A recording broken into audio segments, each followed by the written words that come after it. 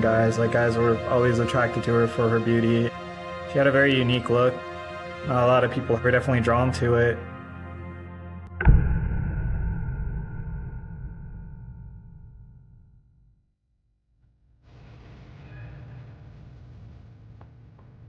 She met my father in high school.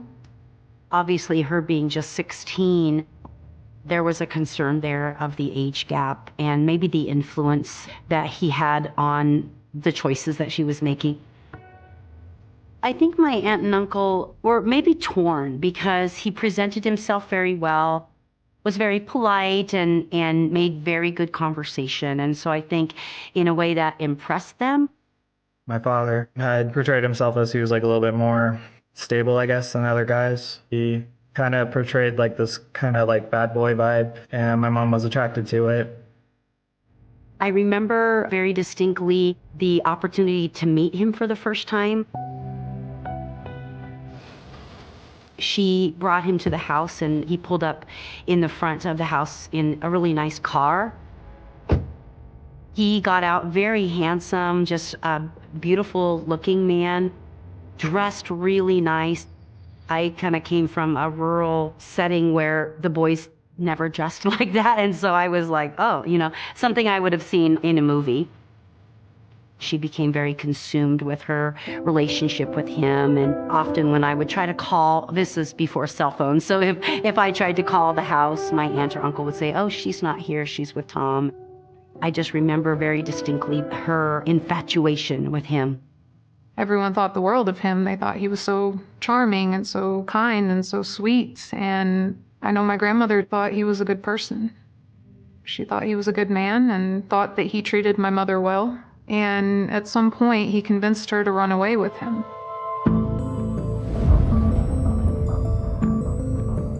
They made the decision together to move to California.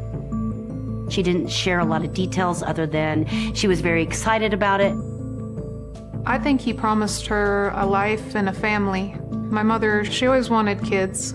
She loved children. And I think he promised her this beautiful life together, that they could run away and build this wonderful dream together. They could have this life, have this family, and everything would be perfect.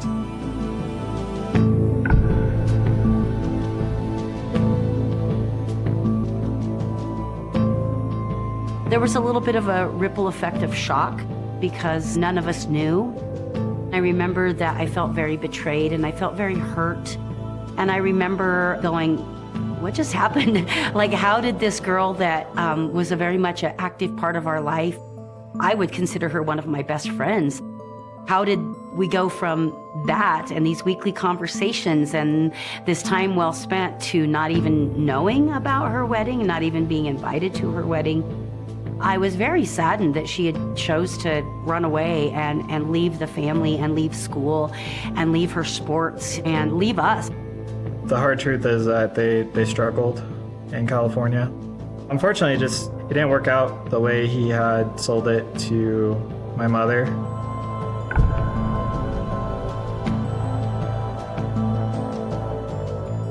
They had some problems in California. My father, he had gotten in trouble with an apartment complex. From what my grandmother tells me, my father would poke holes into walls and he would peep. He would watch people. But he was doing things that he shouldn't, and none of us really understood what that meant. It just appeared as though they were running away from whatever it was he got himself into. They came back to Colorado and they bought the house that me and my brother grew up in. I wish I could ask my mother what she thought or felt, but maybe she thought that if we have a baby, it'll change. Maybe everything will be okay.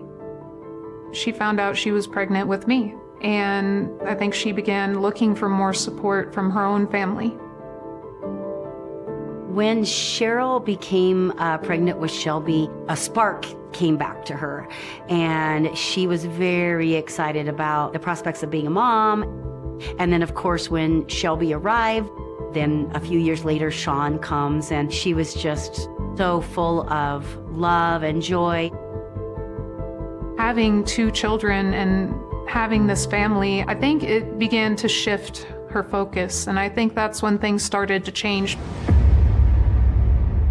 My mom's world stopped revolving around him, and that it started revolving around us, and that she was prioritizing us over prioritizing him. He liked to be the center of attention. He's just kind of like a narcissist that way, and only ever thought about himself. Coming back to Denver was kind of the beginning of the end. They just started experiencing a lot more problems, and my dad started to become more aggressive. He would yell, he would throw things, he would break things.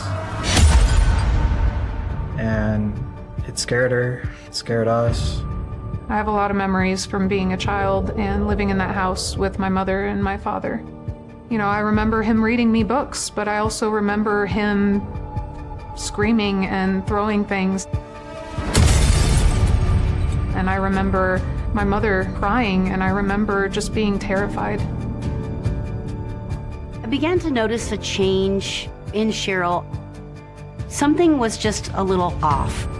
Her luster for life was very much diminished. It just seemed, when you were around them, it seemed very tumultuous and a lot of anxiety and nervousness. There were times where he would start shouting, and him and my mother, they would argue in their bedroom. And I could see through the door, the crack in the door, I could see him yelling and screaming at her, and I'd see him hit her. I think she began to realize that maybe my father was not the man that she thought he was. He was not the person that she thought he was, and I think she knew that he was a danger to me and my brother.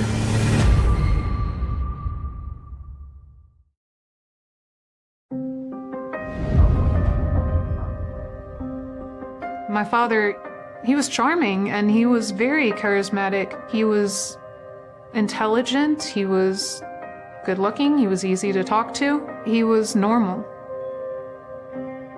But he was also terrifying to anyone that knew him. For my father, it was always about power and control. That's all it was ever about. He told me if I spoke or if I told anyone or talked about anything, he would hurt them. I remember him making comments about Cheryl's looks, negative comments about her looks, and negative comments about her being a mother. I remember being pretty angry at the way he was treating her. She was always on alert, and she was always very concerned about what he was going to do to her or to her kids. They were pretty broke. He struggled to maintain a job. He was just stuck, and he was stuck not being the priority. He was stuck having no power, no control, and of us coming first. When the emotional abuse, the yelling, breaking things wasn't effective anymore, he escalated in his behavior, get more physical. I watched him hurt my mother. I watched him beat her, and he would scream at her. He would throw beer bottles. When he started getting physical, she would have a bunch of bruises on her. And that sounded the alarm for a lot of people, and thought the best way to go was just to call law enforcement and have them deal with it. When somebody calls to report a crime of domestic violence, they're obviously looking for help. In Cheryl's case, making the call to the Thornton Police Department at least initiated the start of a police response, the start of victim services, and the start of her journey through the court system. Kim was a victim's advocate, and they're a part of the detective division. They're a resource for the family, the victim's family, or the victim. The first time I met Cheryl, she had reported to the Thornton Police Department that Tom had assaulted her. She would describe how he would grab her when she would try to leave the room. He would hit her. There was sexual abuse where it was like male privilege that she was going to have sex with him. And that was an experience that I believe that she had often. I think the scariest piece for Cheryl was her two children, Sean and Shelby. She was very fearful of Tom and his reactions. He would get very angry. He would threaten to hurt us, or he would threaten to hurt my mother. Fear was what he used. He knew how to make people afraid. Tom's abuse continued to get worse and worse. The more she stepped away and set those boundaries, the more aggressive, he got. She began to see the need to protect the kids even more. I remember him throwing things against the wall, and I remember just being terrified. My mother was a very strong woman. Very, very strong. She was strong for me and my brother. And she always kept it together. She did her best to shield us from what was happening. When she saw that Tom wasn't treating us right, I think it broke her heart. She was okay with him treating her like crap, but she wasn't okay with him treating her children like crap. And I think that was a huge push to leave him. My mother reached out to the police department many times. She filed restraining orders, protective orders. Kim was helping my mother through all of these issues with my father. She got a protection order as she gained more courage and was leaving the relationship. She realized that, if she stayed with him, that she was going to end up dead, that we were going to end up dead. I remember the day that we left, there were 2 suitcases in my closet, one for me, one for my brother. Well, my father, he told me to go get him a beer. I gave him the beer. And my mother, she told me to grab my brother, grab my suitcase, and get in the car. And that's exactly what I did. And as we're driving, pulling out of the driveway, my father comes out in a towel and he is screaming and yelling, and he throws the beer bottle. She was brave and she was strong, and it took so much courage for her to make that decision to leave, because leaving those relationships is dangerous and it can kill you. I appreciate Cheryl's bravery so much. If someone is living in that situation with a manipulative, narcissistic, abusive person, by all means, get out. I think one of the really positive things about Cheryl leaving the relationship was it really empowered her to be able to make her own decisions. As Cheryl began to leave that relationship, he was financially taking things away from her, not giving her, money to buy food, to buy clothes. Domestic violence is all about power and control and manipulation. She had to work more because he was not providing her the money that he said he was. He wasn't paying the bills. He wasn't doing the things that he needed to do. My mother worked as a waitress. She worked a lot of hours. And my grandparents would help with me and my brother. A lot of the time she was working 2 or 3 jobs just so we'd have a roof over our head and we'd have food and heat, and she would drop the world for us, and she would always put us first. She would do whatever she had to. Because he still had visitation rights, she could potentially be harmed or could potentially have to deal with his anger and his wrath. I do know that she felt very empowered that she was able to get out, but I also think that that was the moment that it was real. She knew at that point that things were going to get worse. You're standing there in the doorway of the home I bought with my back and my credit is seething light.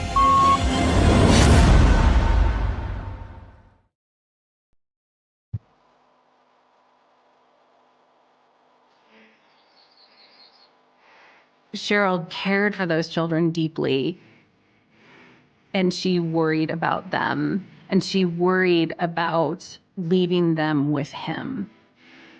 Like, we never wanted to leave our mom's house. We never wanted to go over and go see our father because we were afraid of him. So the weekends we would spend over at his house. There was one time where I got very upset. I got in a fight with my brother, and it was your typical sibling bickering. But my father, he had a very short temper. He shoved me into the linen closet in his bedroom. He locked the door. I don't know how long I was in there, but it was dark when I went in. It was light when I came out. I know I had peed myself at least once. He would come by, he'd knock on the door, he'd yell. It was dark. I didn't know when I was getting out. I didn't know why I was in there. I didn't know what was happening. It's always scary when he lost control. He enjoyed it. He enjoyed causing people pain. Me and my brother both had parakeets, one blue, one yellow. Mine got sick, and I spent all day trying to nurse it back to health. I remember at the end of the day, I told him, "Dad, my bird's still sick. My bird is still sick. What do I do?" He grabbed my bird, and he squeezed it so hard the eyes popped out of its head. And it wasn't enough for him to kill the bird in front of us.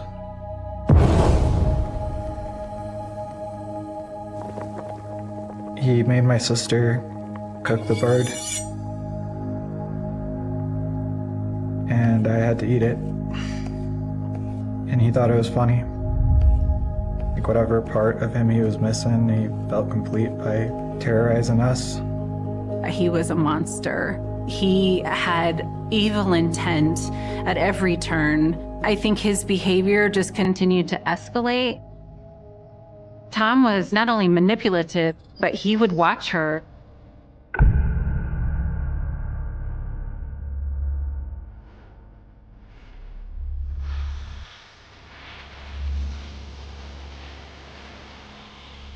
He would stand outside of that restraining order limit, and he would stand there and watch her just to let her know that he was watching her.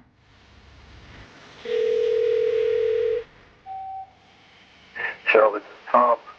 Don't ever presume to tell me where I'm supposed to be. There is no 100 yards.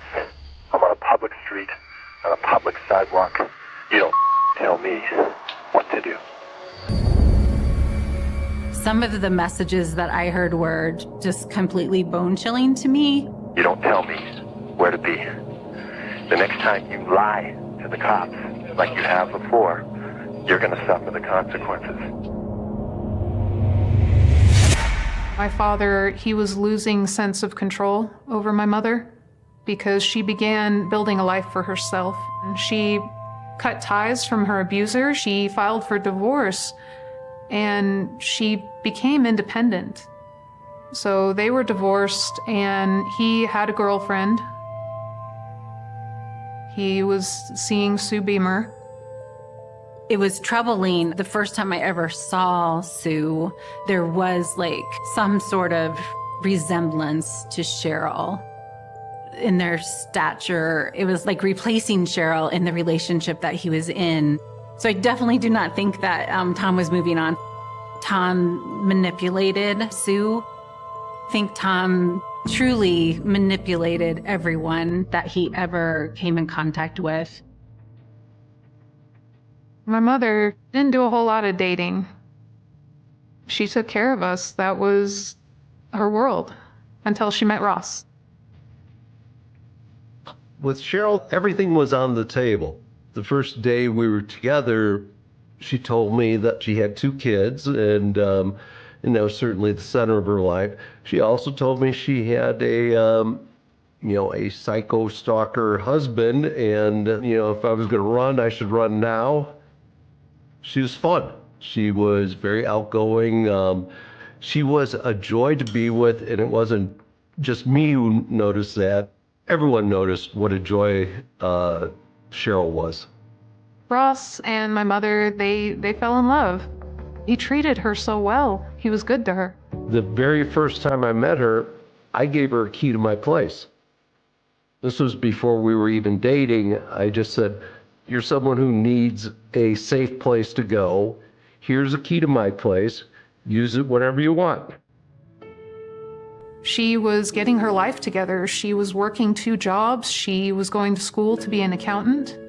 She was fixing the house so her and Ross could move and start a new life. Our lives became intertwined to the point where life without her was something that was no longer something I could imagine. We planned our future together because our present was together, and our present was so wonderful. Tom became aware that she was about to move on without him, and she was going to take me and my brother with her. We were about to have a completely different life separate of him, and he couldn't stand it. Tom's abuse continued to get worse and worse the stronger that Cheryl got. The more she stepped away and set those boundaries, the more aggressive he got.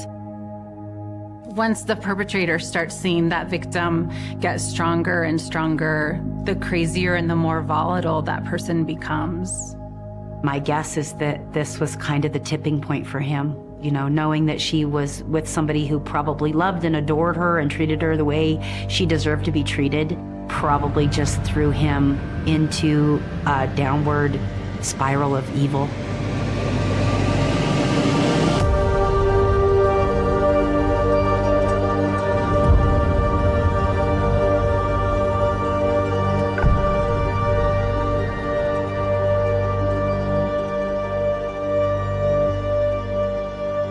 He made blueberry pancakes and scrambled eggs. About an hour later, my head was foggy. Everything was spinning. At the time, I had no idea what was happening to me or why. So Tom gets on the phone, he calls my mother and convinces her that she needs to come pick me up because I'm sick. I'm crying, and he puts me on the phone with my mother, and I'm begging her to come get me. So we get off the phone, and Tom takes me and my brother, and we go in the car and we go for a drive. We ended up in a bar, and Tom got a phone call, and it was Sue. Tom got very angry. He was throwing his hands, he was yelling, he was angry, and he said, "I have to go do something, I'll be back."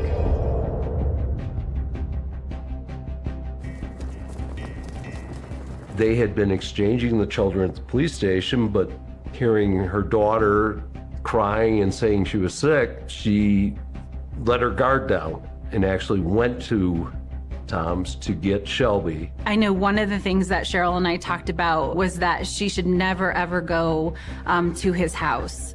She was fearful of Tom, and so obviously the child exchanges taking place at the police department was basically for her safety. She got the call about Shelby being sick, and then Cheryl went over there.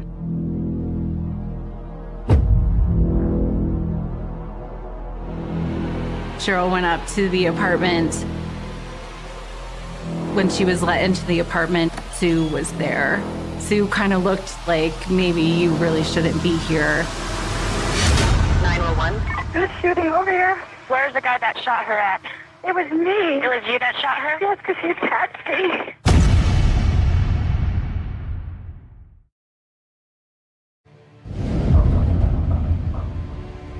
There's shooting over here. Where at?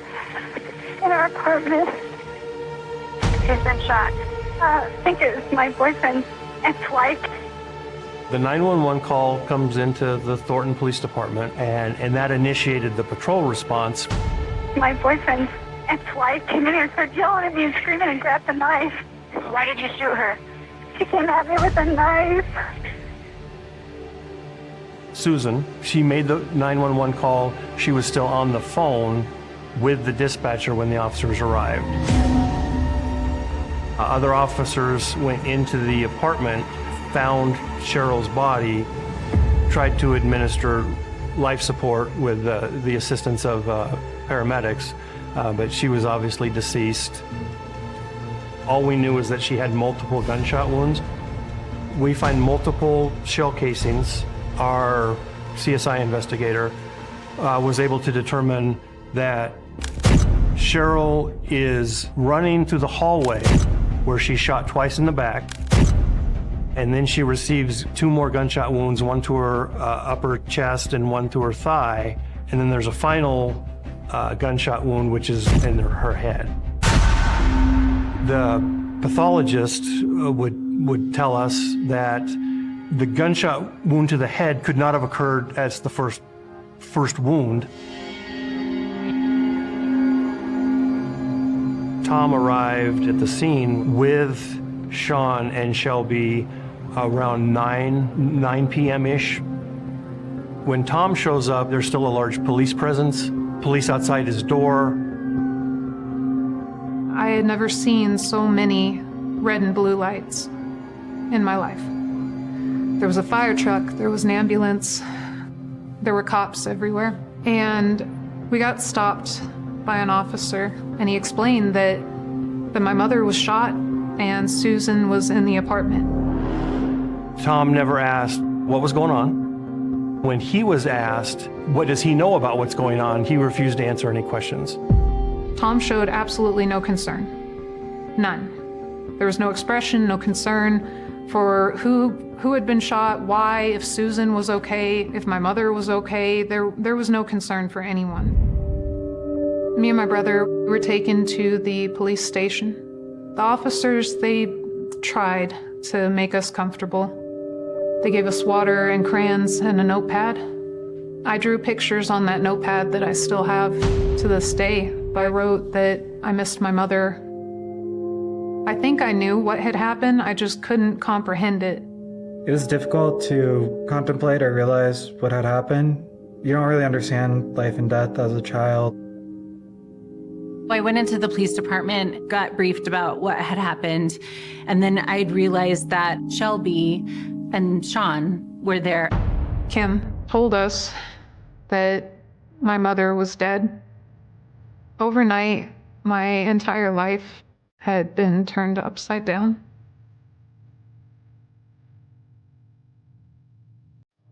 My whole world kind of crashed in. It's a call that no one ever wants to hear. It was a shock. It knocked me down. I felt like I saw Shelby kind of suddenly take on like a new role with her brother. It was almost like she had to take on the role of Cheryl and be a protector. I believe it was about midnight before I interviewed Susan.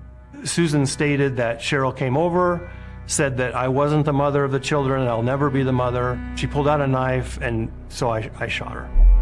We obviously had a homicide. We had somebody who was confessing to it, and we had some physical evidence that showed that that person committed it. So that night, Susan Beamer was arrested and transported to jail on murder charges. I think there was always the sense that there was some involvement with Tom. It was just a matter of how much or, what role. We did talk to a neighbor. She saw Tom driving away in a hurry around 6 o'clock out of the apartment complex.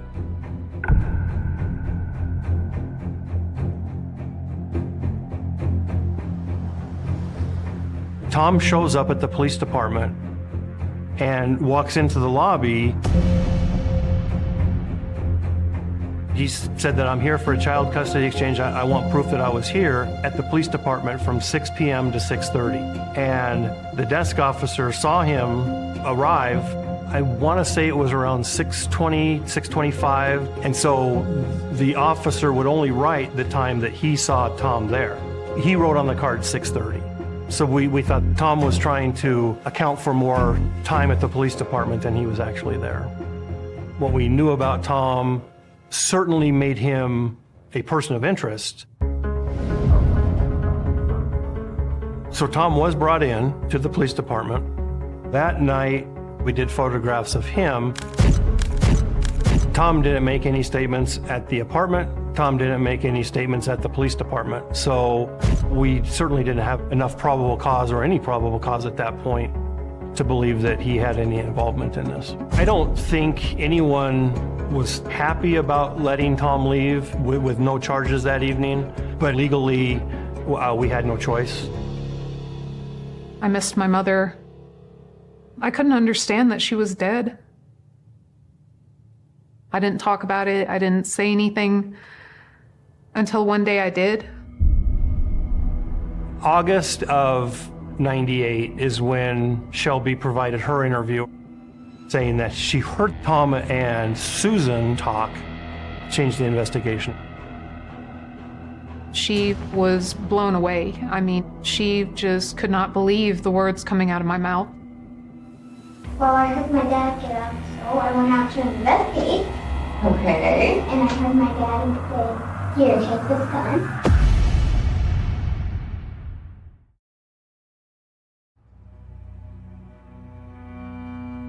The night before she died, I was at Tom's apartment. And me and my brother, we were both sleeping. I remember Tom got out of bed.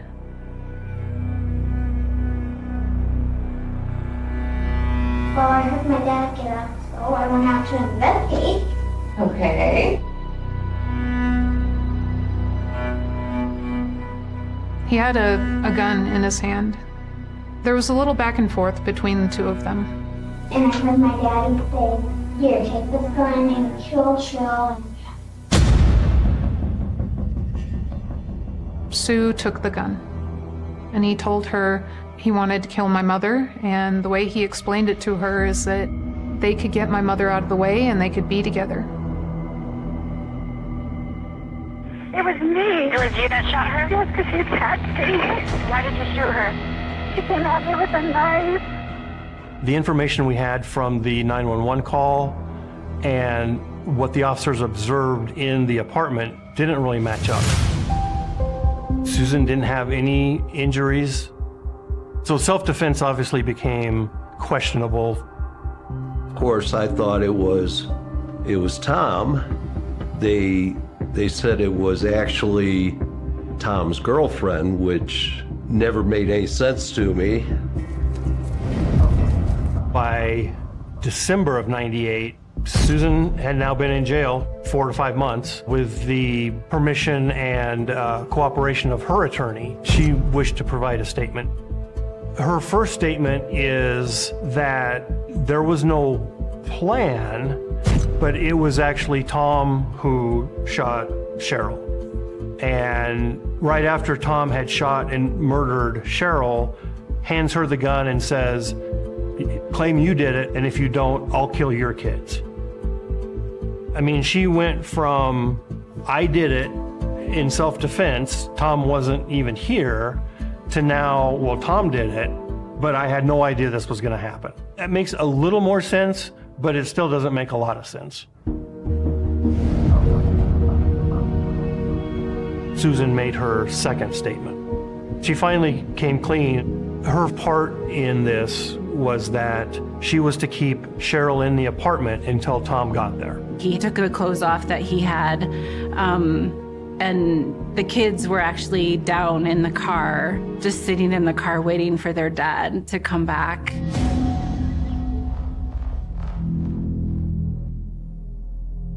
When Tom came in, he was wearing a different shirt, he had black gloves on, and that's when Cheryl saw Tom and began to run down the hallway. And then the next thing Susan says is that she hears gunshots, Cheryl landing in the back room, and then more series of gunshots, which matches up with where the shell casings were found, at least. That makes more sense. She was then willing to testify against Tom. As far as Susan Beamer goes, she made the plan with my father to kill my mother. They made the plan to take my mother's life. August of '98, complete unrelated allegation against Tom had been reported to the Thornton Police Department. Not for the homicide, but for a sexual assault on a child. It was fortunate for us that he was arrested and incarcerated, so we knew where to find him. We served the arrest warrant while he was incarcerated.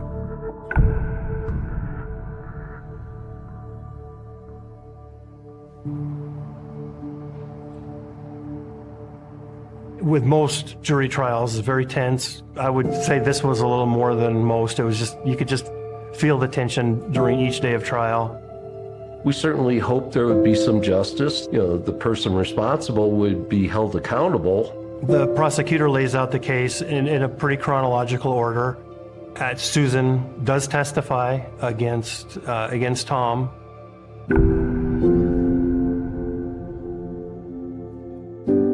I remember the day that Shelby testified in court. She was such a little trooper. And to have to sit there and talk about that day, the day that her mom died, in front of her dad, who was, just a short distance away, she was just so brave.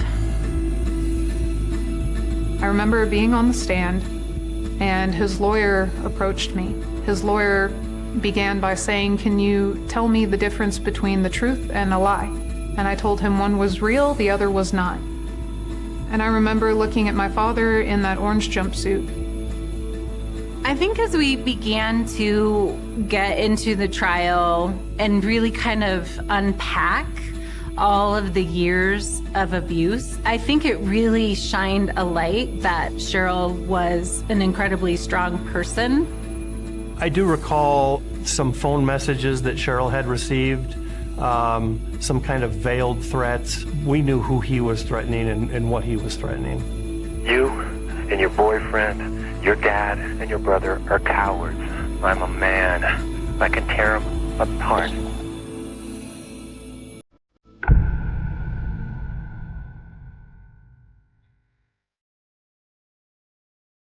When the guilty verdict was announced, the judge gave immediate sentencing.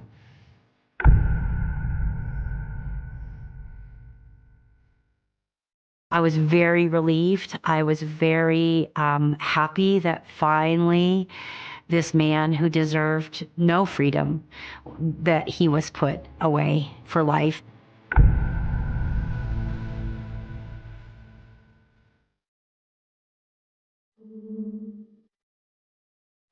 I remember as we were walking out of the courtroom, Tom jumped up and he started yelling at Shelby. What he actually said was, "I love you." And he was trying to convince me that he didn't do it and that it was all a lie. I remember having nightmares about that as a child. Just the look in his eyes and the anger. His hands were clenched. It took 4 officers to hold him back. This isn't just a bad person. This is an evil person. It's a level of evil that, I would hope most people never see in their lifetime. I think if you define evil, I would say Tom Rogers fits that definition. I think Tom being convicted obviously was a win, but it was just one chapter in a lifetime of healing for those children. He was not free to hurt anyone. He was not free to do as he pleased. I did find solace in it, and I, to this day, believe that he's exactly where he belongs. I look back now and think about the time I was with her as being a gift. I wish I'd had more time, but I am thankful for the time I did have. I put together a scrapbook with a bunch of pictures of my mother and me and my brother, and we still have that book to this day. She would give everything for her family.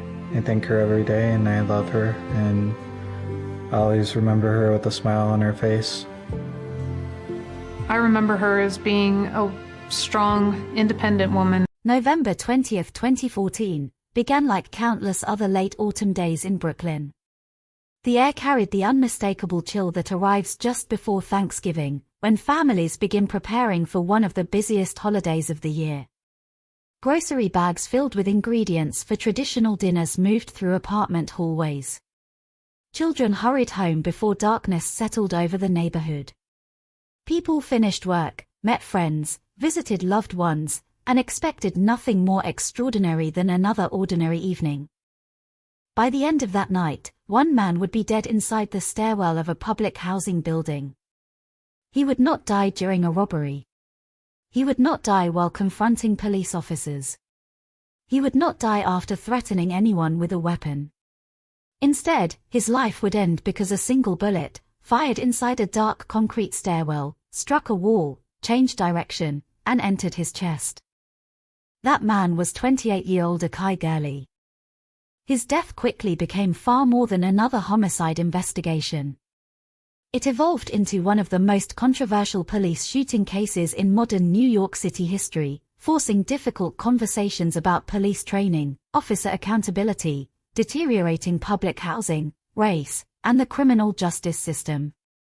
Unlike many police shootings that dominated national headlines during that period, this case presented no allegation that the victim had attacked officers or reached for a weapon. There was no chase through city streets, no dramatic exchange of gunfire, and no prolonged confrontation captured on multiple cameras. Instead, the tragedy unfolded in a matter of seconds inside a poorly lit stairwell where two groups of people unknowingly moved toward one another. For many Americans, the facts themselves sounded almost impossible. A police officer opened a stairwell door with his firearm already drawn. The weapon discharged. The bullet struck concrete before ricocheting into someone the officer reportedly had not intended to shoot. The victim attempted to move after being hit but soon collapsed. Emergency responders arrived, yet they could not save him. What happened during those brief moments would later be examined repeatedly in courtrooms, investigative reports, television broadcasts, newspaper articles, and public demonstrations. Every movement, every decision, and every second between the gunshot and the emergency response became the subject of intense scrutiny. But before the legal arguments, before the protests, before the debates that divided communities across New York City and beyond, there was simply a family whose life changed forever. Akai Gurley had plans for the holiday weekend. Like millions of Americans, he expected to spend time with people he cared about. Thanksgiving was only days away. There was no indication that this ordinary evening visit would become his final journey. The location where everything unfolded was the Louis H. Pink Houses, a large public housing development in the East New York section of Brooklyn. Constructed decades earlier to provide affordable housing, the complex had become home to thousands of residents. Like many aging public housing developments across the United States, it faced persistent maintenance challenges. Residents had long complained about broken elevators, inadequate lighting, and deteriorating infrastructure. Among the most frequent concerns were the stairwells, where malfunctioning lights often left entire sections in near darkness. Those complaints would later take on heartbreaking significance. The stairwell where Akai Gurley was shot was known to be poorly illuminated. People living in the building had reported lighting problems before the shooting. Investigators, attorneys, and journalists would later revisit those conditions repeatedly because visibility, or the lack of it, became central to understanding how an ordinary patrol ended in a fatal gunshot. That same evening, 2 New York Police Department officers were conducting what was known as a vertical patrol. Unlike patrols on city streets, vertical patrols required officers to walk through hallways and stairwells of residential buildings, particularly public housing developments, with the goal of deterring criminal activity and increasing police presence inside the buildings themselves. One of those officers was Peter Liang. Liang had been with the NYPD for approximately 18 months. He was still relatively new to the department, continuing to build experience while working assignments considered routine by many veteran officers. Accompanying him was Officer Sean Landor. Together, they moved through the building as part of their assigned patrol. Elsewhere inside the same building, Akai Gurley and his girlfriend, Melissa Butler, made a simple decision that countless residents had made before. They waited for an elevator that never seemed to arrive. Rather than continue waiting, they chose the stairs. Neither pair knew the other was approaching. No one involved anticipated violence. No one expected that within moments, an irreversible chain of events would begin. Cases like this often become compressed into headlines that reduce complicated human experiences into a handful of words. A newspaper may describe a police shooting. A television broadcast may summarize legal charges in under 2 minutes. Social media discussions frequently divide into opposing sides before many people understand the facts. Yet behind every widely discussed case are ordinary moments that existed before history intervened. Someone leaves work. Someone visits a loved one. Someone decides to take the stairs instead of waiting for an elevator. Someone begins another routine patrol at the start of a shift. Those decisions, insignificant by themselves, eventually intersect in ways nobody could have predicted. The death of Akai Gurley occurred during a period when police use of force had already become one of the most intensely debated issues in the United States. Public attention was increasingly focused on questions surrounding policing, accountability, community trust, and the treatment of minority communities. Demonstrations across the country reflected growing frustration after several high-profile encounters between law enforcement officers and civilians. Against that national backdrop, the Gurley case carried unique characteristics that resisted easy categorization. The officer involved did not claim that Gurley attacked him. Investigators found no evidence that Gurley possessed a firearm. The shooting occurred without any verbal confrontation between the officer and the victim. The fatal bullet reached Gurley only after ricocheting from a concrete surface. Those facts complicated nearly every public conversation that followed. For some observers, the case represented a tragic accident caused by a dangerous combination of darkness, poor infrastructure, and human error. For others, it demonstrated unacceptable negligence in the handling of a firearm by a police officer entrusted with protecting the public. As investigators reconstructed the sequence of events, another issue emerged that would receive substantial attention. Questions arose regarding the actions taken immediately after the shot was fired, including how quickly the officers recognized that someone had been struck and how rapidly they reported the shooting through official channels. Those questions became important elements during subsequent legal proceedings and public discussion. Meanwhile, Akai Gurley's family faced a reality that no courtroom could undo. A father would never return home. A daughter would grow up without him. A family gathering planned for Thanksgiving would instead become a period of mourning. For many people who followed the story, those deeply personal losses remained at the center of the tragedy, even as legal arguments and political debates expanded far beyond the walls of the Brooklyn apartment building where everything began. The stairwell itself would become one of the most recognizable locations in discussions about the case. Investigators examined its dimensions, lighting conditions, doors, walls, and layout. Attorneys presented evidence about visibility.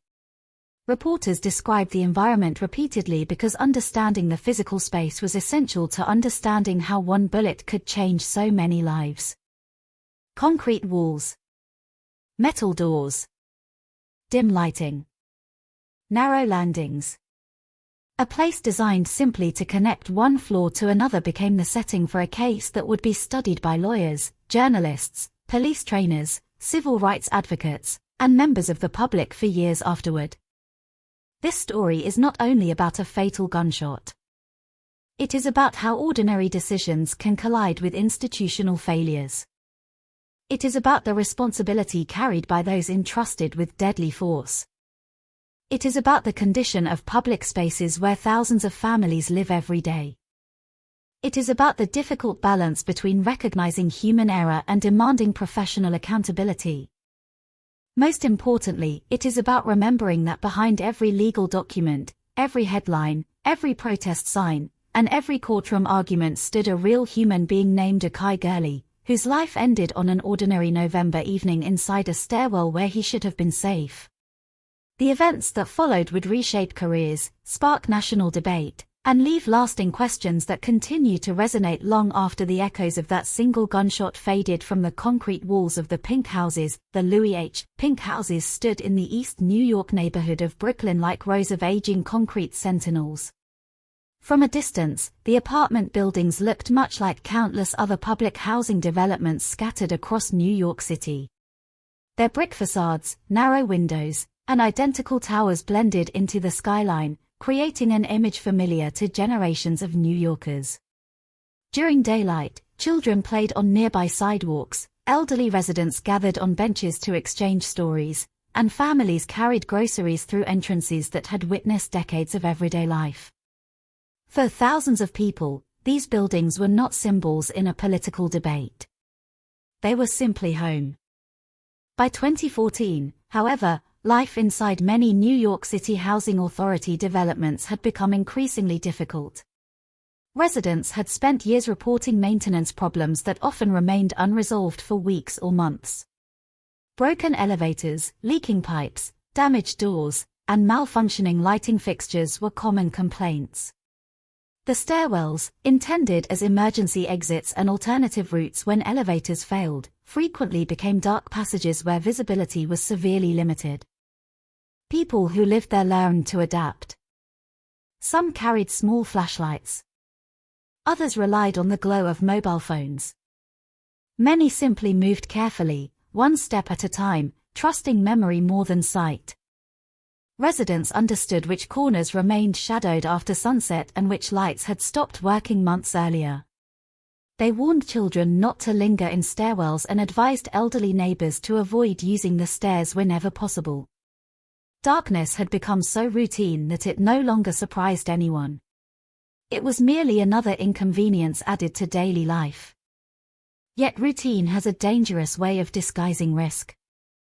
When people become accustomed to unsafe conditions, those conditions begin to feel ordinary, even when they are not. The pink houses had become part of a much broader challenge facing New York City's public housing system. Thousands of apartments housed hardworking families who depended on affordable rent while navigating aging infrastructure. Budget limitations, delayed repairs, and growing maintenance backlogs affected developments across the city. Every broken light fixture represented more than a maintenance request. It represented a small reduction in safety for everyone who used that space. Few people imagined that one of those broken lights would later become one of the most discussed details in a nationally recognized criminal case. East New York itself had experienced dramatic changes over several decades. Once a thriving working-class neighborhood, it later struggled with poverty, unemployment, and violent crime. By the early 2010s, community leaders were working to improve public safety while residents continued building lives despite persistent economic challenges. Families celebrated birthdays. Students hurried to school each morning. Parents worked multiple jobs. Neighbors borrowed sugar, watched each other's children, and greeted familiar faces in elevators that sometimes worked and sometimes did not. Media coverage often focused on crime statistics, but statistics rarely captured the ordinary rhythm of daily life. Behind every number were thousands of people whose lives were shaped far more by work schedules, school events, family dinners, and neighborhood friendships than by sensational headlines. Akai Gurley understood that rhythm. Born in 1986, he grew up with many of the same hopes shared by countless young Americans. Friends and relatives would later describe him as quiet, respectful, and dependable. He was not someone who constantly sought attention. Those who knew him remembered a man who preferred spending time with family rather than searching for excitement. Most importantly, he was a father. People close to him often said that becoming a parent changed his priorities. Providing stability mattered. Working consistently mattered. Planning for the future mattered. His daughter represented more than responsibility, she represented purpose. Like many working adults living in New York City, Gurley understood that success often came through persistence rather than dramatic opportunity. He worked in private security, a profession built on long hours, constant awareness, and reliability. Security guards frequently spend entire shifts ensuring that nothing unusual happens. Their best work often goes unnoticed because preventing problems rarely attracts attention. The work demanded patience. Long nights. Irregular schedules. Quiet professionalism. Those who remembered Gurley consistently described him as someone willing to work hard without complaint. Friends later spoke about his easy smile and calm personality. Family members described someone who enjoyed simple moments together rather than extravagant experiences. None of those descriptions suggested a man searching for confrontation. Instead, they painted a portrait of someone trying to build a stable future one paycheck at a time. Melissa Butler knew him not through newspaper headlines but through ordinary life. They shared conversations, plans, laughter, and routines familiar to couples everywhere. Thanksgiving was approaching, bringing expectations of food, family gatherings, and time away from work. Their plans were neither extraordinary nor historic. They reflected the normal anticipation surrounding one of America's most celebrated holidays. On the evening of November 20th, Gurley traveled to visit Melissa at the Pink Houses. The weather reflected late November in New York. Cold air drifted through the streets as daylight disappeared earlier than many people preferred. Apartment windows glowed against the growing darkness.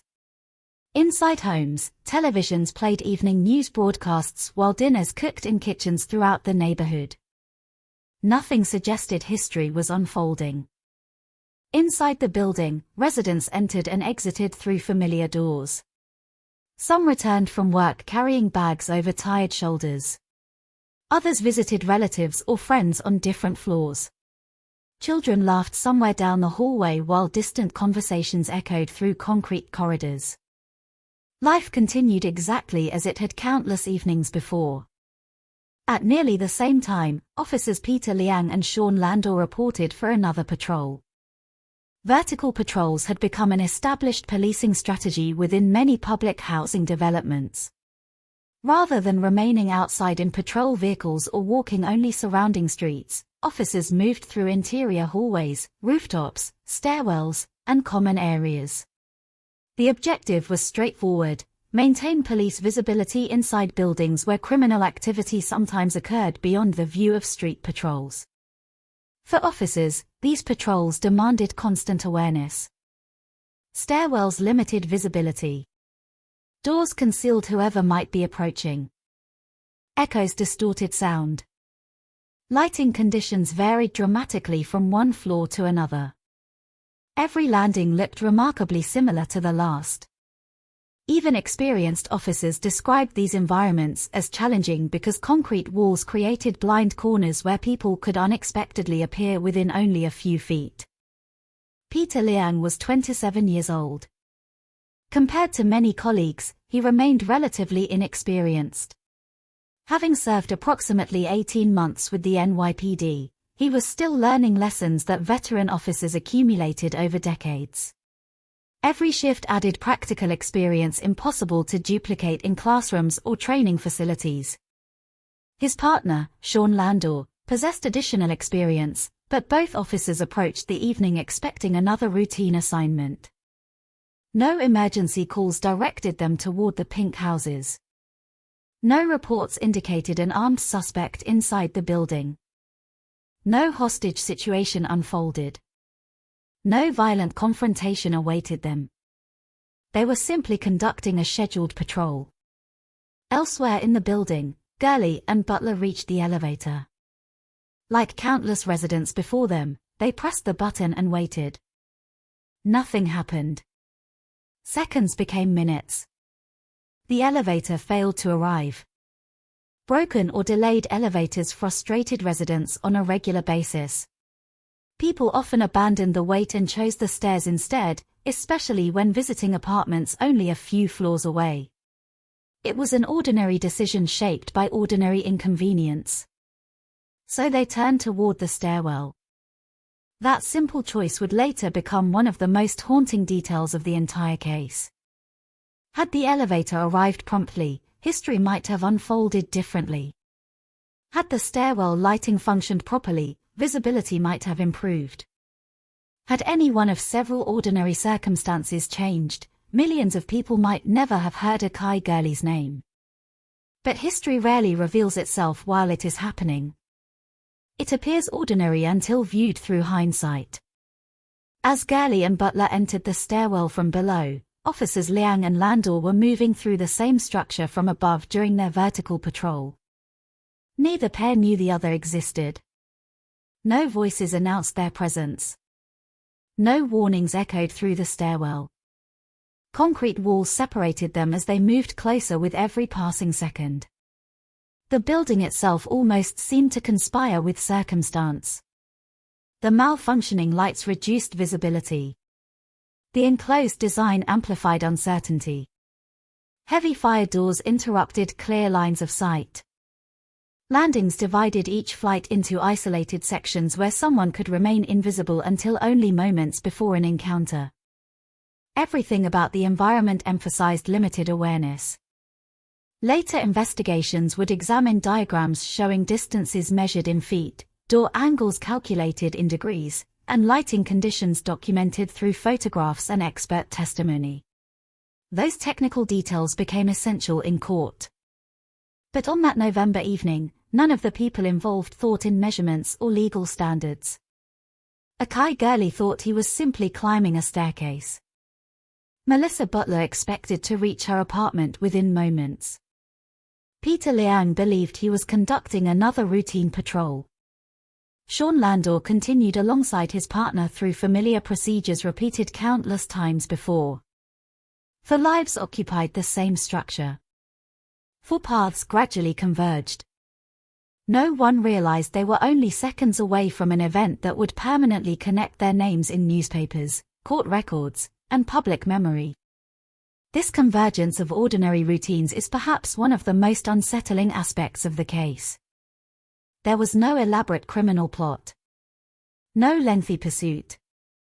No escalating confrontation stretching across hours. Instead, the foundations of the tragedy had been laid long before anyone entered that stairwell. Years of deferred maintenance. Long-standing concerns about inadequate lighting. Established police patrol practices. Routine decisions made by ordinary people. Each factor appeared insignificant on its own. Together, they formed a sequence of circumstances that would soon prove irreversible. As darkness settled fully outside the pink houses, the quiet sounds of everyday apartment life continued throughout the building. Doors opened and closed. Conversations drifted through hallways.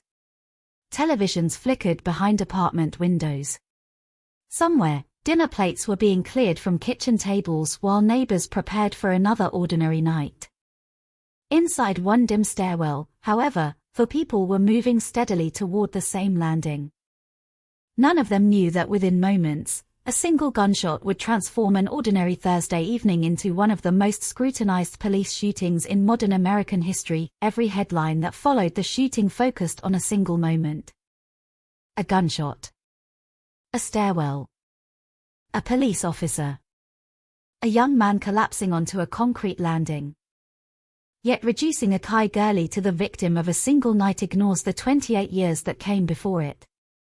Long before his name appeared on television screens and newspaper front pages, he was simply Akai to the people who loved him. He was someone's son, someone's friend, someone's partner, and most importantly, a father whose daughter expected him to come home. Those who knew him rarely described him through dramatic stories. There were no tales of extraordinary wealth, celebrity, or public recognition. Instead, they remembered something quieter, a dependable presence. In a city where life moved at relentless speed, Gurley built his life around ordinary responsibilities. He worked, spent time with family, maintained friendships, and tried to provide stability for the people who depended on him. Perhaps that is why his death resonated so deeply with so many people. There was nothing extraordinary about the path he was walking that evening. He was not running from anyone. He was not involved in a confrontation. He was not participating in criminal activity. He was simply moving through a building, expecting to spend time with someone he cared about. Friends later remembered Gurley as soft-spoken. He was not known for seeking conflict or drawing attention to himself. In conversations, he listened more than he spoke. Those closest to him described a man who carried himself calmly, someone who preferred avoiding unnecessary arguments rather than escalating them. He understood responsibility. Working in private security was not glamorous. The job required long shifts, irregular hours, and constant alertness. Security personnel spend countless hours watching entrances, monitoring people, and responding to situations before they become dangerous. It is a profession built on patience rather than excitement. The work also taught discipline. Showing up on time mattered. Remaining focused mattered. Being reliable mattered. For Gurley, employment represented more than income. It represented the ability to support his daughter and contribute to a future that he hoped would be more secure than his own past. Parenthood became one of the defining parts of his identity. Family members would later speak about the affection he showed his little girl.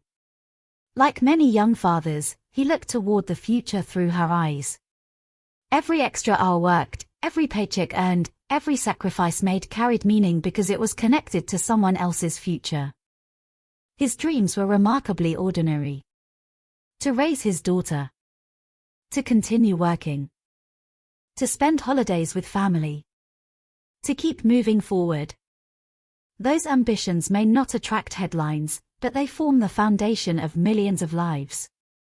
Thanksgiving was only 1 week away. Across New York City, grocery stores had begun displaying holiday promotions. Families discussed travel plans. Schools prepared for the upcoming break. Restaurants advertised seasonal menus while neighborhoods slowly embraced the beginning of the holiday season. For Gurley, Thanksgiving represented another opportunity to spend time with loved ones. The evening of November 20th began without urgency. He made plans to visit Melissa Butler. There was no reason to believe the evening would become anything more than another quiet visit between two people who cared about one another. Melissa Butler also lived an ordinary life shaped by work, family, and daily responsibilities. She knew Gurley beyond the public image that would later emerge after the shooting. She knew his habits, his personality, and the countless small routines that define close relationships but rarely become visible to outsiders. That evening, nothing about their plans suggested danger. There was no argument. No emergency. No unexpected crisis. Only the simple expectation of spending time together before the holiday weekend approached. The pink houses had welcomed visitors like Gurley every day for decades. Friends visited friends. Grandparents watched grandchildren. Couples shared dinners. Families celebrated birthdays. Life continued behind hundreds of apartment doors simultaneously, each home containing its own stories invisible to everyone else. As Gurley entered the building, he became one more familiar face passing through a familiar entrance. Around him, residents continued their evening routines. Someone returned home carrying groceries. A child laughed somewhere down a hallway. An apartment television echoed faintly through a partially opened door. None of those ordinary sounds hinted at what would happen minutes later. The elevator became the first unexpected obstacle. Residents had experienced this inconvenience countless times before. Waiting. Watching the floor indicator. Listening for machinery that never seemed to arrive. Broken elevators were not unusual inside aging public housing developments. People adapted because they had little choice. Waiting could take several minutes, sometimes much longer. Many simply abandoned the elevator and chose the stairs. Gurley and Butler did exactly that. It was a decision made without hesitation. The stairs seemed faster. No one could have imagined that this practical choice would become one of the most discussed decisions in the entire investigation. History often appears inevitable only after tragedy occurs. Looking backward, people ask endless questions. What if they had waited another minute? What if the elevator doors had opened? What if maintenance crews had repaired the lighting weeks earlier? What if someone had delayed leaving an apartment by only 30 seconds? These questions have no answers. They exist only because the outcome is already known. For the people living those moments, there was no awareness that fate was quietly arranging an encounter none of them expected. As Gurley and Butler entered the stairwell, darkness immediately surrounded them. The lighting inside portions of the staircase had reportedly been malfunctioning for some time. Instead of bright overhead fixtures clearly illuminating every landing, shadows dominated much of the space. Concrete absorbed light instead of reflecting it. Corners disappeared into darkness. The outlines of walls became difficult to distinguish. Every footstep echoed sharply through the enclosed structure. The air felt cooler than inside the apartments, carrying the faint smell of aging concrete and metal railings that had been touched by thousands of hands over decades. People who regularly used those stairs knew to move carefully. Each landing looked nearly identical. The heavy fire doors interrupted visibility between floors. Someone could stand only a few yards away yet remain completely hidden until the last moment. For residents, this environment was frustrating. For police officers conducting vertical patrols, it created additional uncertainty. But Gurley was not thinking about policing strategies or building maintenance. He was climbing stairs beside someone he trusted. Perhaps they spoke quietly. Perhaps they walked in silence. Investigators never established every word exchanged during those final minutes, and speculation cannot replace fact. What is known is simple. They were together. They were unarmed. They were using the stairwell because waiting for the elevator seemed unnecessary. Elsewhere inside the building, Peter Liang and Sean Landor continued their patrol. Like Gurley, they also believed they were carrying out an ordinary task. Police work often consists of repetitive routines interrupted by unpredictable moments. Officers spend hours responding to calls that end peacefully, conducting patrols that reveal nothing unusual, and completing paperwork documenting uneventful shifts. Most patrols conclude without incident. Most stairwells remain simply stairwells. Most doors open onto empty landings. Routine can create confidence. Confidence can become habit. And habit sometimes influences decisions made within fractions of a second. The investigation that followed would closely examine procedures surrounding firearm handling during vertical patrols. Why was the weapon already drawn? What role did the darkness play? Could different tactics have prevented the shooting? Those questions would eventually dominate courtroom testimony. At that moment, however, none of the people involved knew they were approaching history. The distance separating the two pairs steadily disappeared. One floor. Another landing. Another flight of stairs. One group moved upward. The other moved downward. The building remained silent except for ordinary sounds amplified by concrete walls. Every step echoed. Every door closed with heavy force. Every movement reverberated through the stairwell. Outside, Brooklyn continued without interruption. Cars passed through nearby intersections. Store owners prepared to close for the evening. Neighbors carried shopping bags across parking lots. Parents called children inside before the temperature dropped further. Life continued everywhere except inside one narrow staircase where four ordinary people unknowingly approached the same point. There is something profoundly unsettling about tragedies born entirely from coincidence. Many crimes develop through deliberate choices. Someone plans. Someone threatens. Someone attacks. This case unfolded differently. Its power lies precisely in its ordinariness. Nothing about Gurley's actions suggested that he was entering danger. Nothing about the evening announced itself as historic. It was simply another Thursday in November. That ordinary quality would later make the case feel deeply personal to millions of people. Anyone might choose the stairs instead of waiting for an elevator. Anyone might visit a loved one after work. Anyone might expect to return home before bedtime. The randomness of the encounter challenged assumptions about safety in familiar places. For Gurley's family, these broader questions mattered far less than the person they knew. They remembered birthdays rather than headlines. Family gatherings rather than courtrooms. His laughter rather than legal testimony. The image preserved in their memories was not the one broadcast repeatedly across television news. It was the man who embraced his daughter. The son who visited relatives. The friend who showed up when promised. The partner who expected an ordinary evening together. Within minutes, that ordinary evening would disappear forever. The staircase ahead remained dim. The distance continued shrinking. Neither Gurley nor the officers could see the entire path before them. Each step carried them closer to a moment that would last only seconds but reshape countless lives for years to come. The encounter itself was now unavoidable. The encounter that changed everything lasted only a matter of seconds.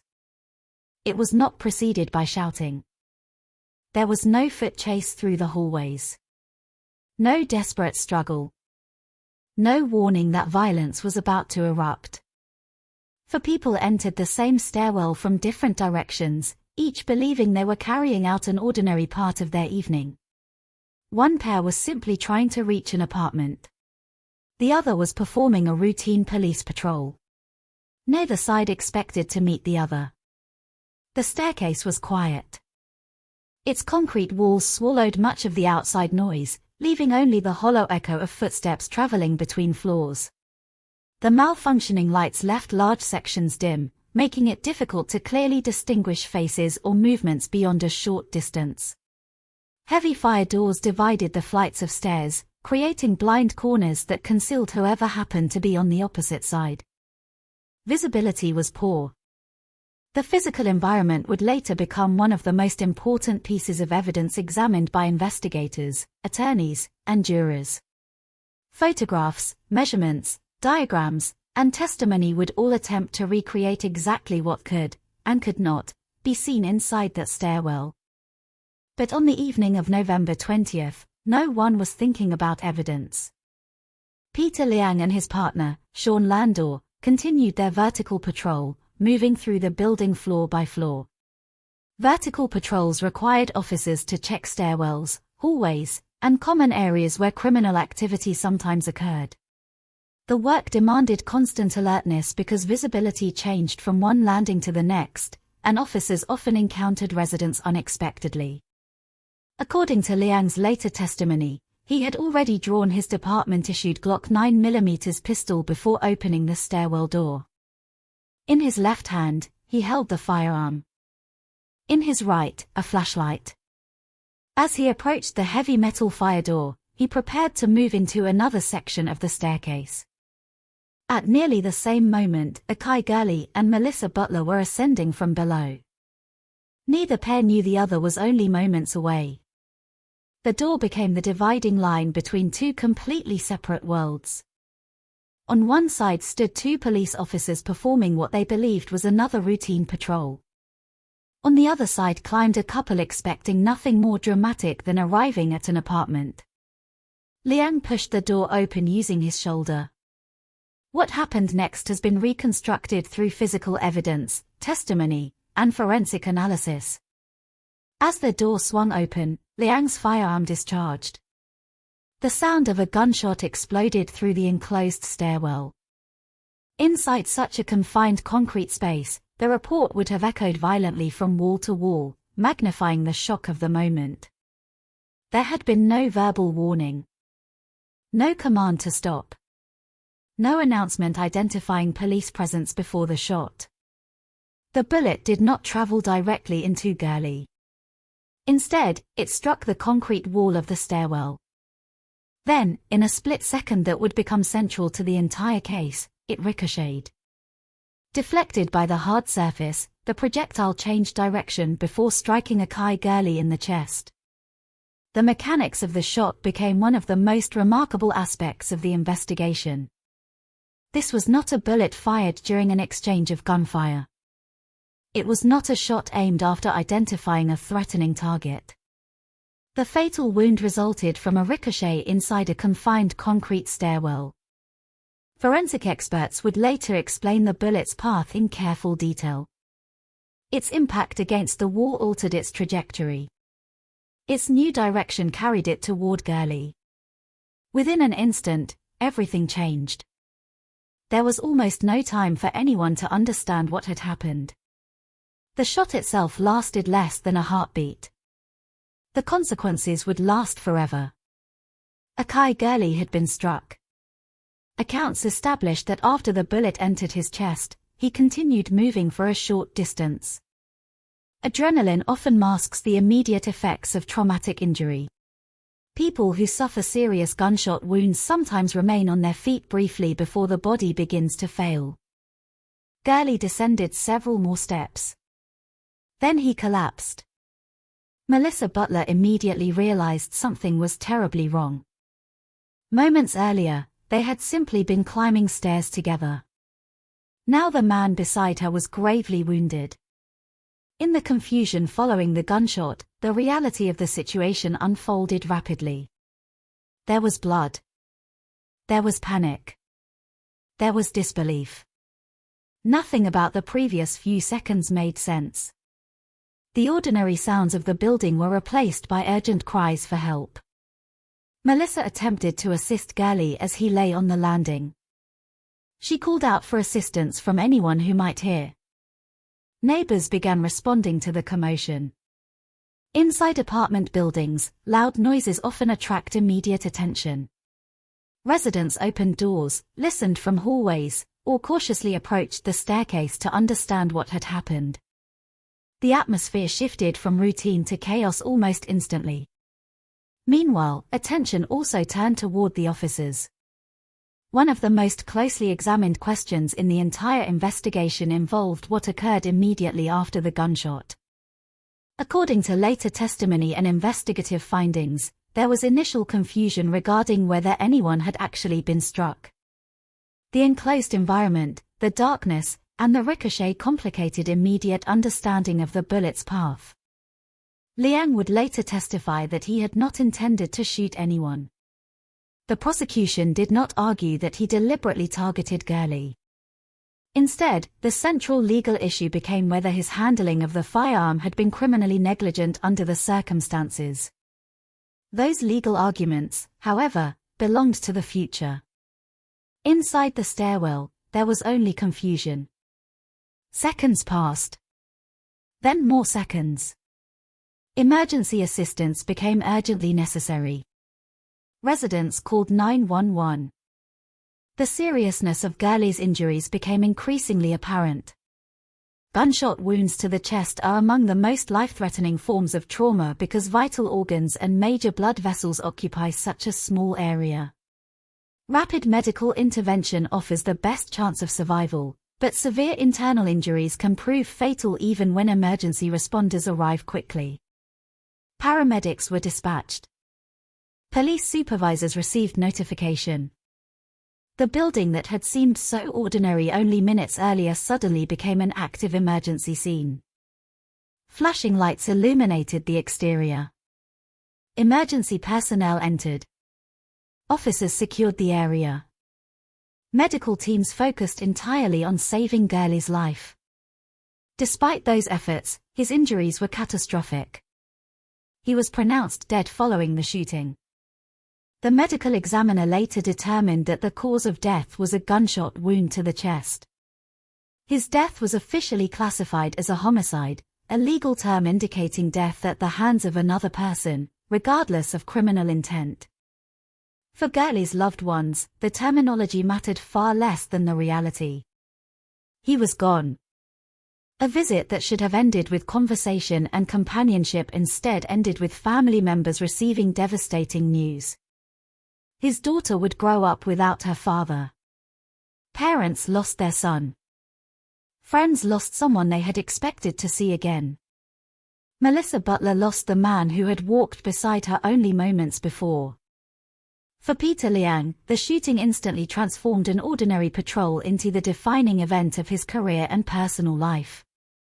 Within seconds, he had gone from conducting routine police duties to becoming the central figure in a fatal shooting investigation. Every decision made before and after the gunshot would soon face microscopic examination.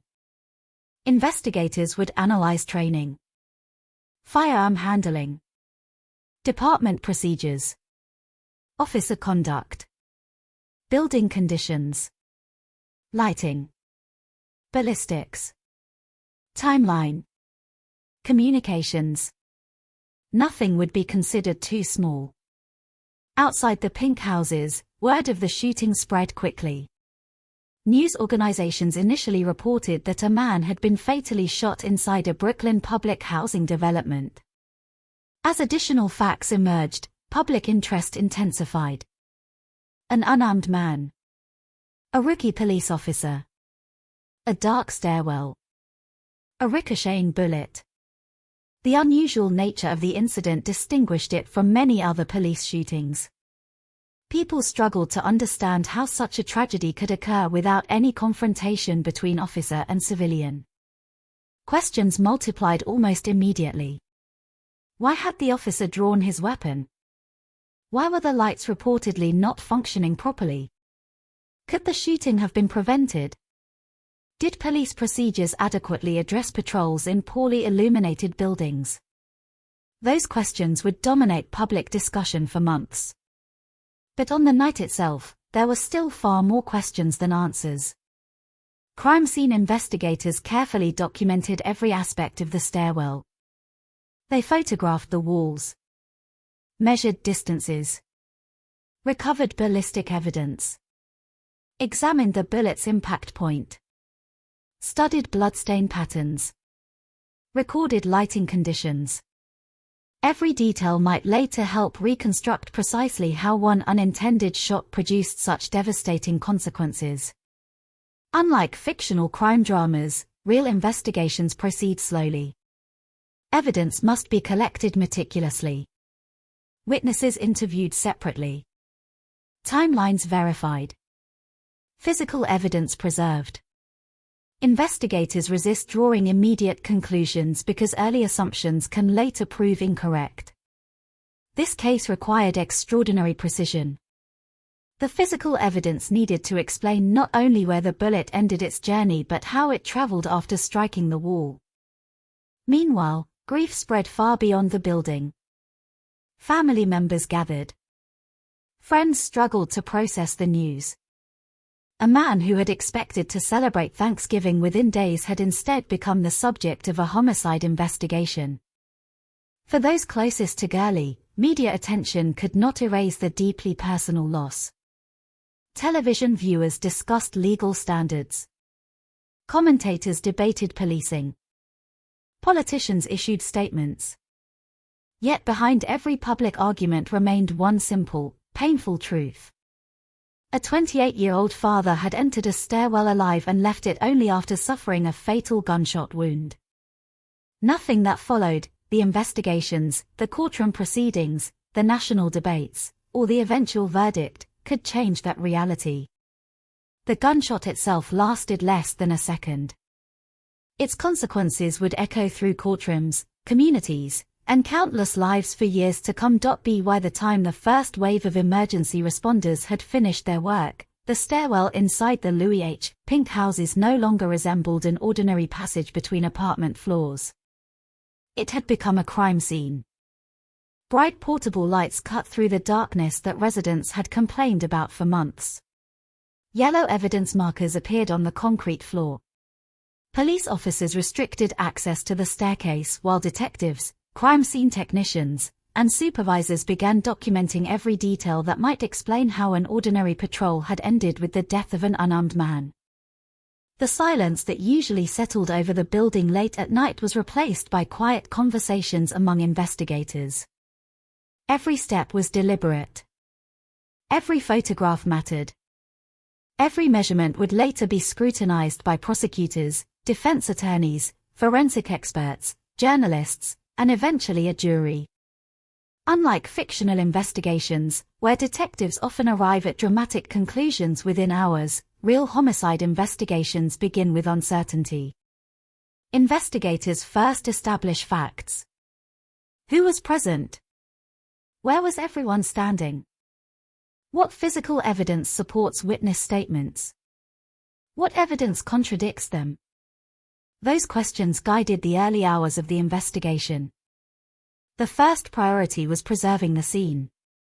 The stairwell was sealed off to prevent contamination. Officers documented the exact location where Akai Gurley had collapsed after suffering the gunshot wound. Bloodstains, shell casings, bullet impact marks, and other physical evidence were carefully recorded before anything was disturbed. The Glock service pistol carried by Officer Peter Liang immediately became evidence. Its condition was documented. The remaining ammunition was counted. Its mechanical function would later be examined to determine whether the firearm had malfunctioned or discharged as a result of human action. Attention quickly turned toward the bullet's path. This was not a straightforward shooting. According to the physical evidence, the projectile had first struck the concrete wall inside the stairwell before changing direction. That ricochet became one of the defining forensic elements of the case. Crime scene investigators located the impact mark left by the bullet against the concrete surface. Even a small imperfection in the wall carried enormous importance because it helped reconstruct the sequence of events. Forensic specialists examined the angle of impact, the location of the bullet strike, the relative positions of the individuals involved. Together, these details formed the foundation of the reconstruction that investigators would later present. Every inch mattered. Every angle mattered. Concrete walls that residents had passed thousands of times suddenly became silent witnesses. The stairwell itself was examined almost as carefully as the shooting. Lighting conditions became an immediate focus. Investigators observed that portions of the staircase were poorly illuminated. This finding aligned with complaints that residents had reportedly made before the incident regarding broken lights inside the building. The condition of the stairwell was not treated merely as background information. It became a significant part of understanding the environment in which the shooting occurred. Photographs were taken from multiple positions. Investigators attempted to document visibility from different landings and through various doorways. The purpose was not to recreate emotion but to understand what each person could reasonably have seen. Could the officers clearly identify someone approaching? How much light reached the landing? Did the darkness reduce reaction time? These questions would remain central throughout the investigation. Witness interviews began almost immediately. Residents who had heard the gunshot described being startled by the explosive sound echoing through the concrete structure. Several recalled hearing cries for help shortly afterward. Others remembered opening apartment doors without fully understanding what had happened. Like many major investigations, witness accounts varied in detail. Some people focused on sounds. Others remembered movement. Some arrived only after the shooting had already occurred. Investigators compared these independent observations with physical evidence rather than relying upon any single account. Melissa Butler became one of the most important witnesses. She had been beside Akai Gurley immediately before the shooting. Her account helped investigators establish the sequence of events from the perspective of the civilians involved. She described waiting for the elevator before deciding to use the stairs. That decision, seemingly insignificant only minutes earlier, now became a crucial part of the timeline. Her description confirmed that neither she nor Gurley had expected to encounter police officers. There had been no confrontation before the shot. No warning. No commands directing them to stop. These facts would later become central to legal arguments. Investigators also interviewed officers Peter Liang and Sean Landor. As in any officer-involved shooting, their statements formed an essential part of reconstructing what occurred. Liang acknowledged that his firearm discharged as he opened the stairwell door. He maintained that he had not intended to shoot anyone. Instead, the discharge occurred during the movement through the doorway. Determining exactly how and why that happened became one of the investigation's most challenging tasks. Firearms experts examined whether the weapon itself functioned properly. Nothing indicated a mechanical defect. The pistol operated as designed. Attention therefore shifted toward human factors. Grip. Finger placement. Movement. Training. Decision-making under limited visibility. These issues would later dominate courtroom testimony.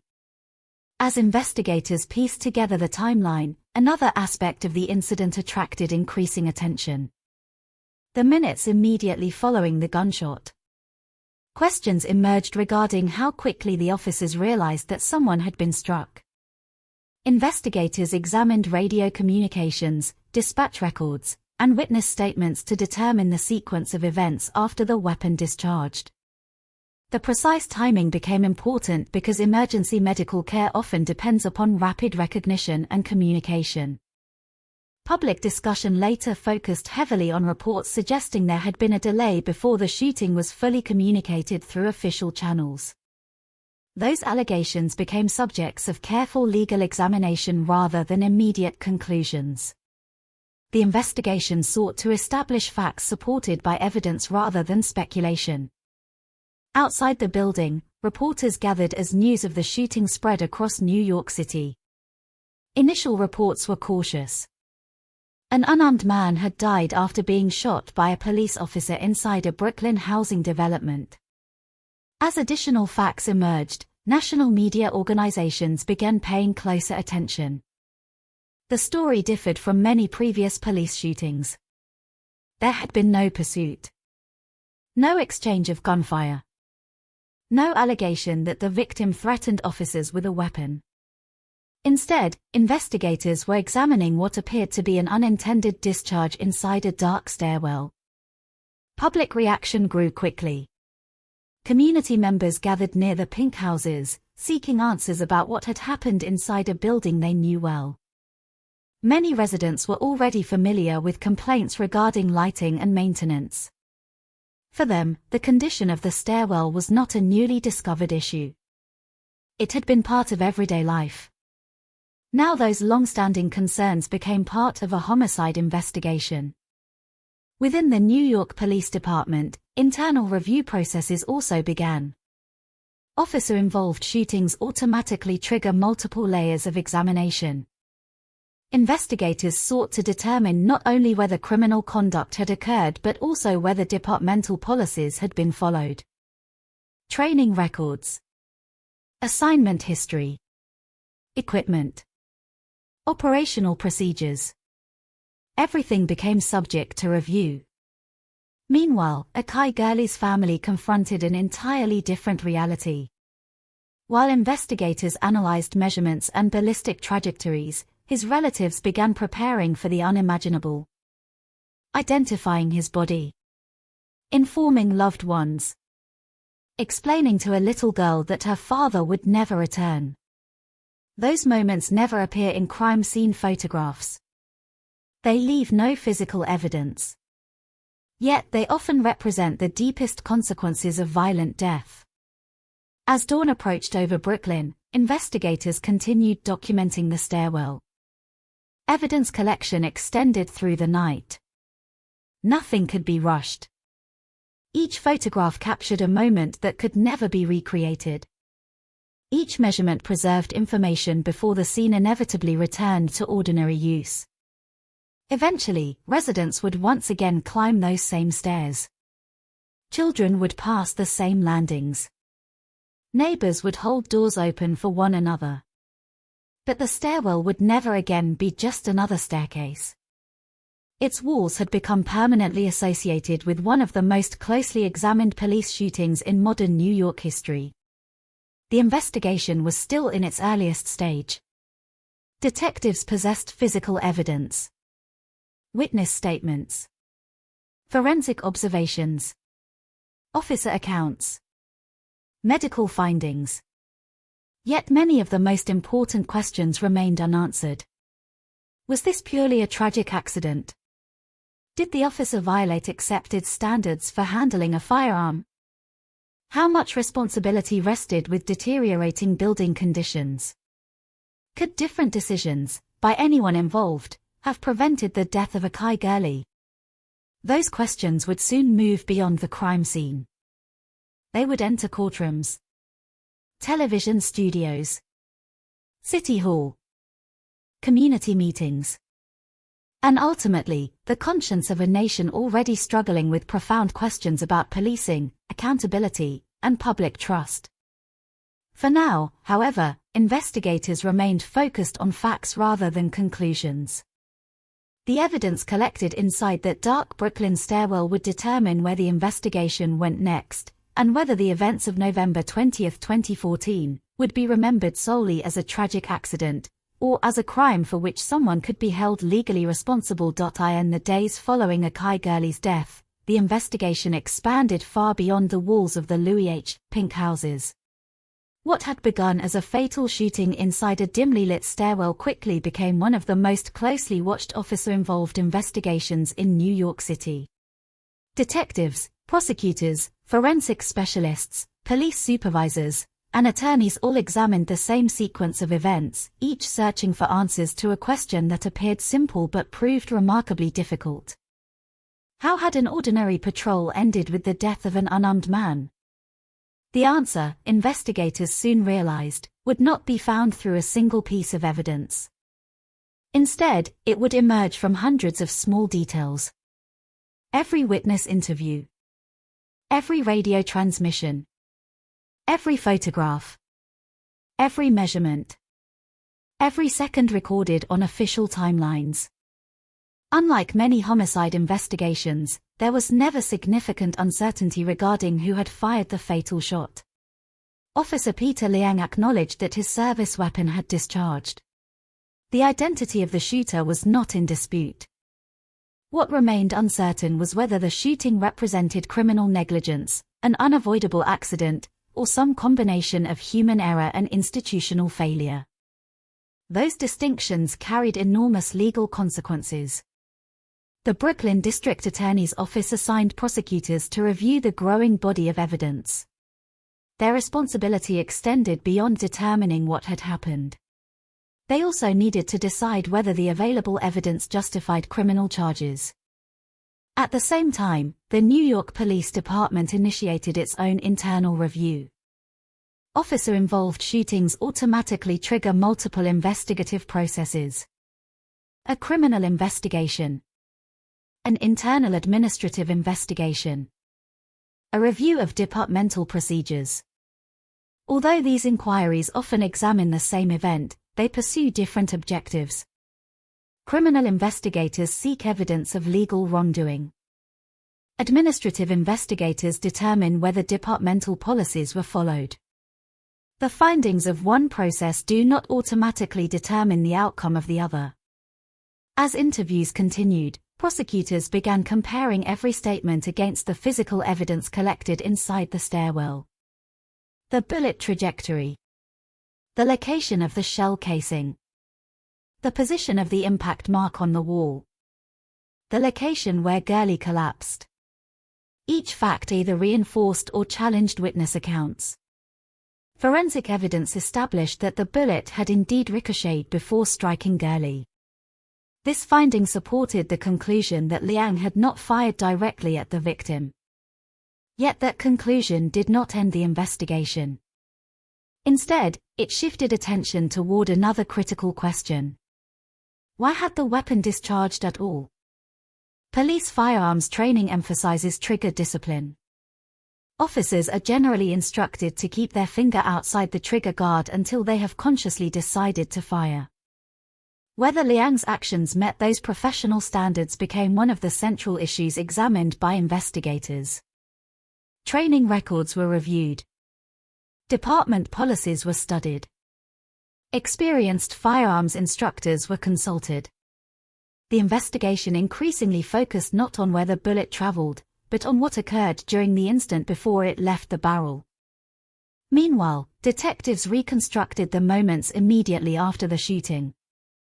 This portion of the timeline became almost as controversial as the gunshot itself. According to evidence gathered during the investigation, confusion followed the discharge. The darkness inside the stairwell, the unusual ricochet, and the speed of the incident complicated immediate understanding of what had happened. Investigators examined how long it took before officers recognized that Gurley had been struck. Radio logs became particularly important. Dispatch recordings allowed investigators to establish the sequence of official communications with remarkable precision. Each transmission carried a timestamp. Each message helped reconstruct the response. Questions emerged regarding whether there had been a delay before the shooting was fully reported through police channels. These questions received significant public attention. Critics argued that every second mattered when someone suffered a life-threatening injury. Supporters of the officers cautioned against drawing conclusions before investigators completed their review. The debate reflected broader public tensions already surrounding police accountability throughout the United States. Another issue also attracted attention. Investigators examined reports concerning communications made after the shooting, including questions about contact with union representation before certain official reporting processes had concluded. Those issues later became subjects of testimony and public discussion. Although they did not alter the physical facts of the shooting itself, they influenced public perception regarding how the incident had been handled afterward. Outside the investigation, media coverage intensified. Television networks dispatched reporters to Brooklyn. Newspapers devoted front-page coverage to the case. Legal analysts debated possible criminal charges. Former police officials discussed training procedures.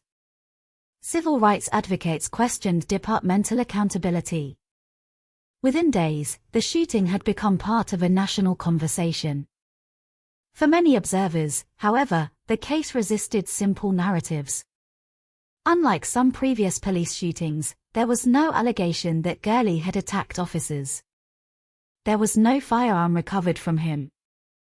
No physical struggle. No pursuit.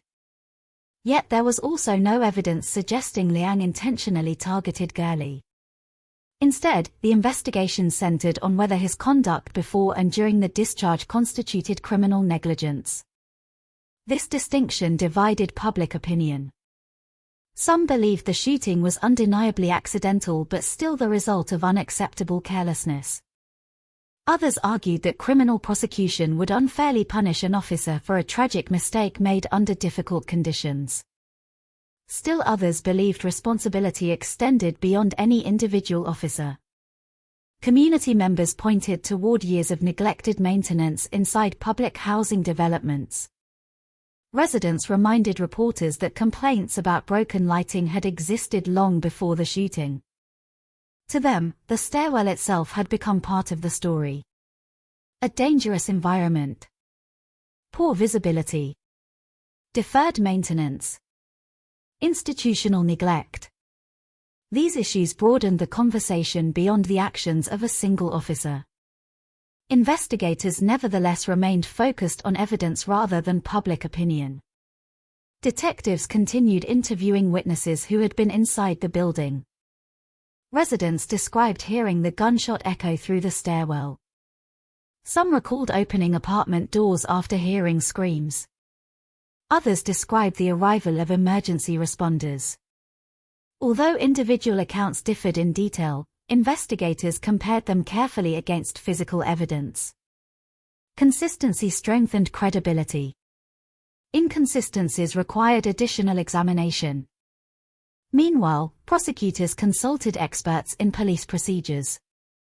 Vertical patrols had long been part of policing inside New York City Housing Authority developments. The tactic itself was not under investigation. Instead, attention centered on how the patrol had been conducted. Should an officer have drawn a firearm before opening a stairwell door under those circumstances? Did the darkness justify that decision? Were safer alternatives available? These questions had no universally accepted answers. Different experts offered different perspectives based upon experience, training philosophy, and operational realities. For the Gurley family, however, those technical debates existed alongside overwhelming grief. Public attention focused on legal standards. The family focused on absence. An empty chair at gatherings.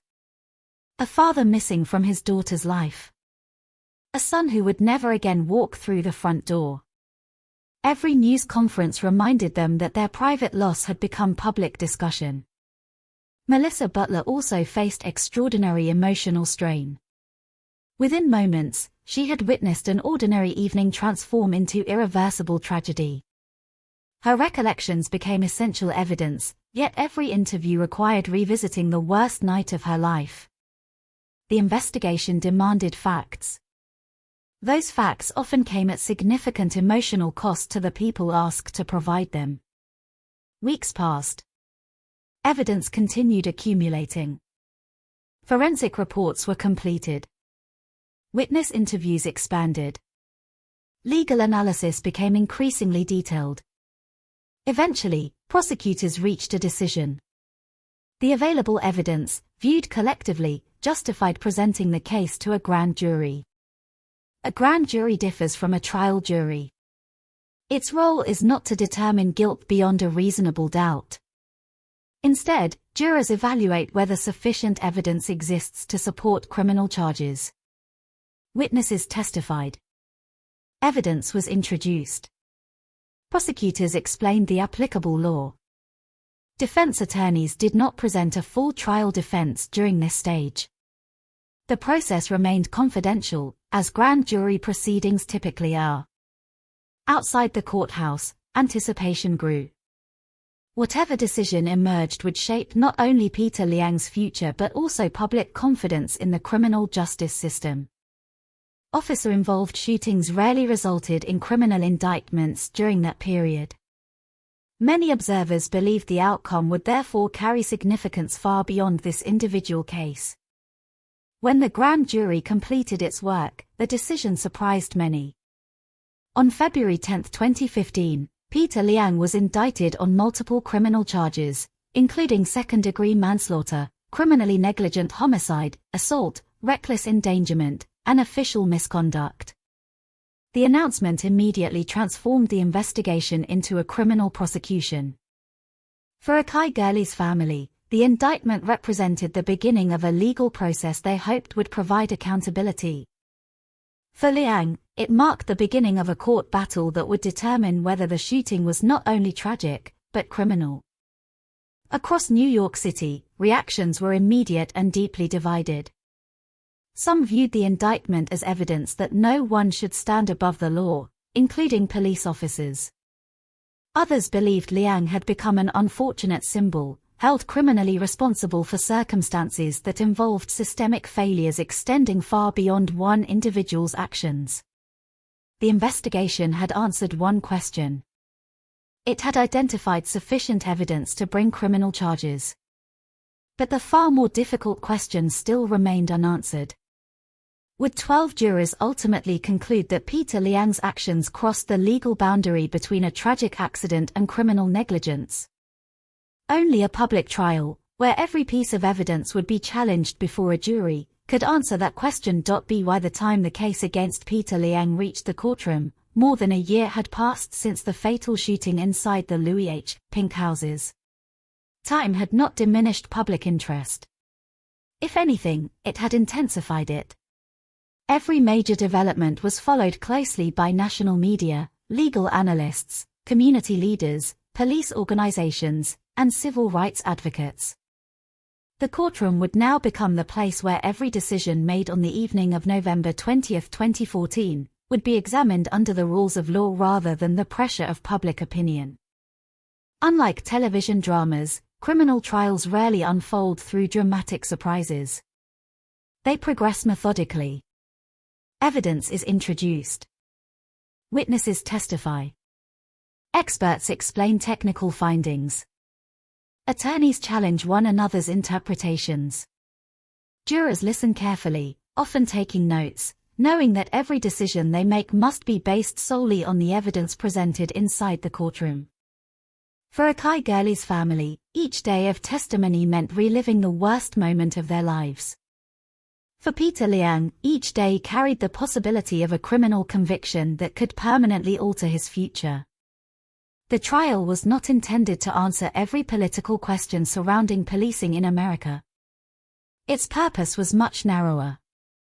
The jury had to determine whether Peter Liang's conduct met the legal definition of the crimes charged.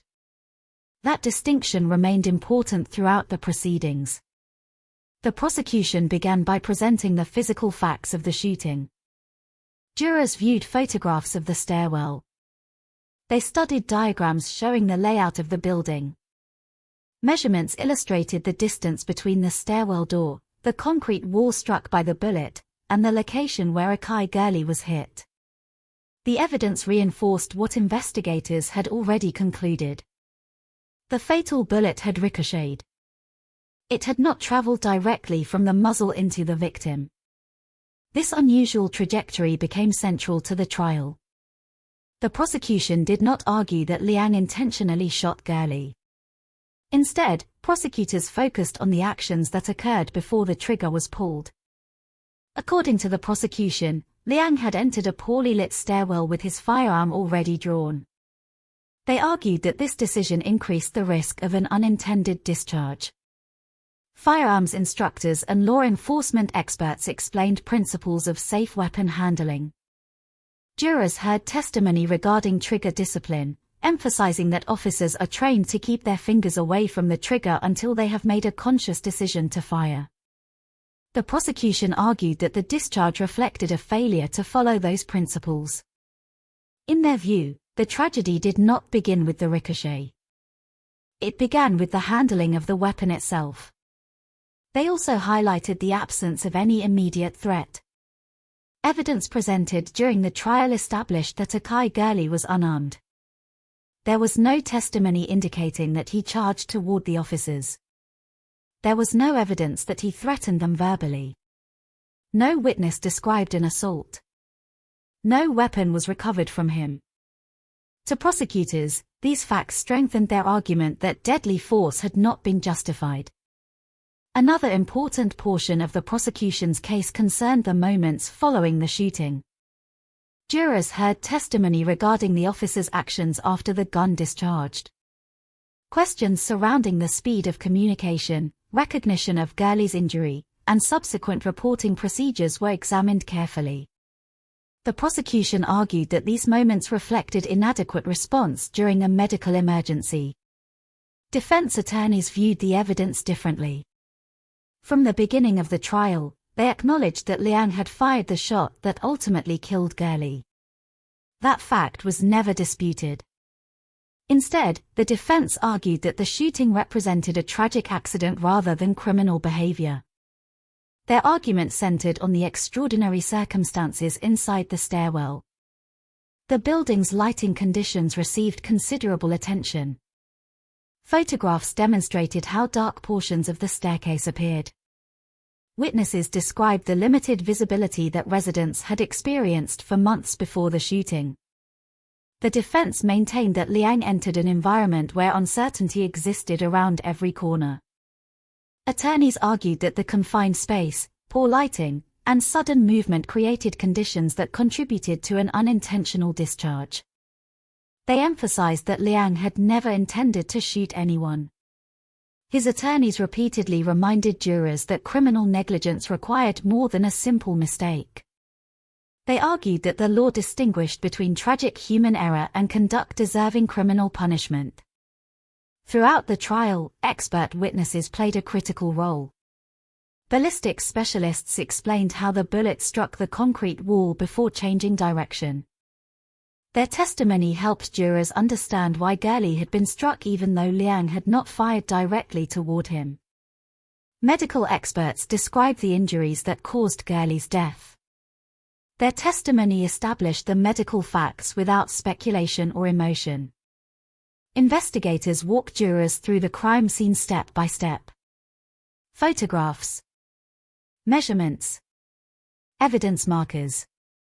recovered bullet fragments.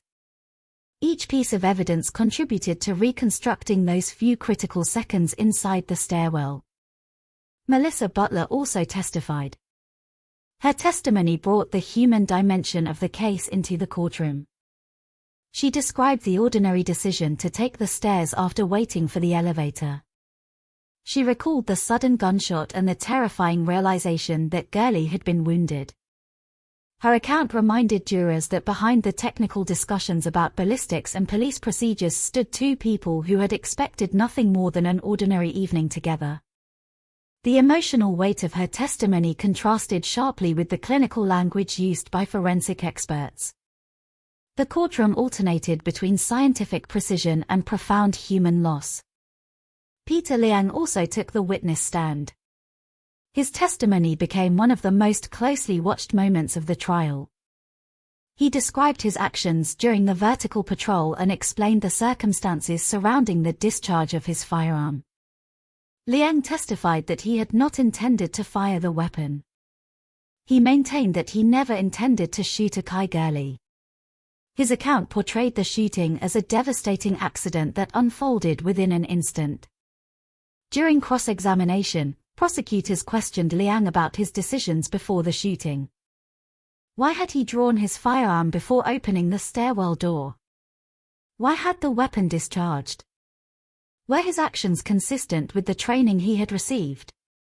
These questions sought to establish whether the shooting resulted from conduct that fell below acceptable professional standards. The defense countered by emphasizing Liang's relatively limited experience as an officer and the challenging conditions inside the stairwell. They argued that the prosecution was judging split-second decisions with the benefit of hindsight. Every movement examined in court had occurred within only moments. Every decision had been made under circumstances impossible to recreate perfectly. Outside the courthouse, the trial generated extraordinary public attention. Supporters of Akai Gurley's family organized demonstrations calling for accountability. They argued that an innocent, unarmed man had lost his life because of reckless conduct. Many viewed the trial as a test of whether police officers would be held to the same legal standards as other citizens. At the same time, another movement emerged supporting Peter Liang. Many members of the Asian American community expressed concern that Liang was being treated differently from officers involved in other fatal shootings who had not faced criminal convictions. Public rallies reflected those concerns. Participants argued that Liang had become a symbol in a broader national debate over policing and race. These competing demonstrations illustrated the unusual complexity of the case. It did not divide opinion along simple lines. Different communities interpreted the evidence through different experiences and historical perspectives. Inside the courtroom, however, the jurors were instructed to ignore public demonstrations. Their responsibility remained limited to the evidence presented before them. Closing arguments summarized months of investigation and weeks of testimony. The prosecution urged jurors to focus on professional responsibility. Police officers receive extensive firearms training because carrying a deadly weapon demands extraordinary care. According to prosecutors, Liang's handling of his firearm represented a gross departure from that responsibility. The defense urged jurors to remember the distinction between a terrible accident and a crime. They argued that no evidence suggested malicious intent. No evidence suggested that Liang wanted anyone to die. The shooting, they said, was the product of a tragic sequence of circumstances rather than criminal recklessness. After closing arguments concluded, the case belonged entirely to the jury. Jurors retired to deliberate. Inside the jury room, they reviewed testimony, examined evidence, discussed legal instructions, and weighed competing interpretations of the same facts. Outside, families, attorneys, reporters, and members of the public waited. For Akai Gurley's loved ones, no verdict could restore the life that had been lost. For Peter Liang, the verdict would determine not only his legal future but also whether history would remember him as a police officer involved in a tragic accident or as a man criminally responsible for another person's death. The courtroom had heard every available piece of evidence. The investigators had completed their work. The attorneys had made their arguments. Only one question remained. How would 12 jurors interpret those few irreversible seconds inside a dark Brooklyn stairwell? The jury's deliberations took place behind closed doors, far from television cameras and the crowds gathered outside the courthouse. No one except the 12 jurors knew exactly how the conversations unfolded. They had listened to weeks of testimony, examined photographs of the stairwell, studied ballistic evidence, heard expert opinions, and watched witnesses recount one of the most tragic nights in recent New York City history. Now they faced the responsibility entrusted to every jury in a criminal trial. They had to separate sympathy from evidence, emotion from law, public opinion from legal standards. The case presented an unusual challenge. There was little dispute about the basic facts. Officer Peter Liang had fired the shot. Akai Gurley had died from that gunshot wound. The bullet had ricocheted before striking him. Gurley had been unarmed. The disagreement centered on whether Liang's conduct before and during the shooting met the legal definition of criminal guilt. Jurors carefully reviewed the judge's instructions.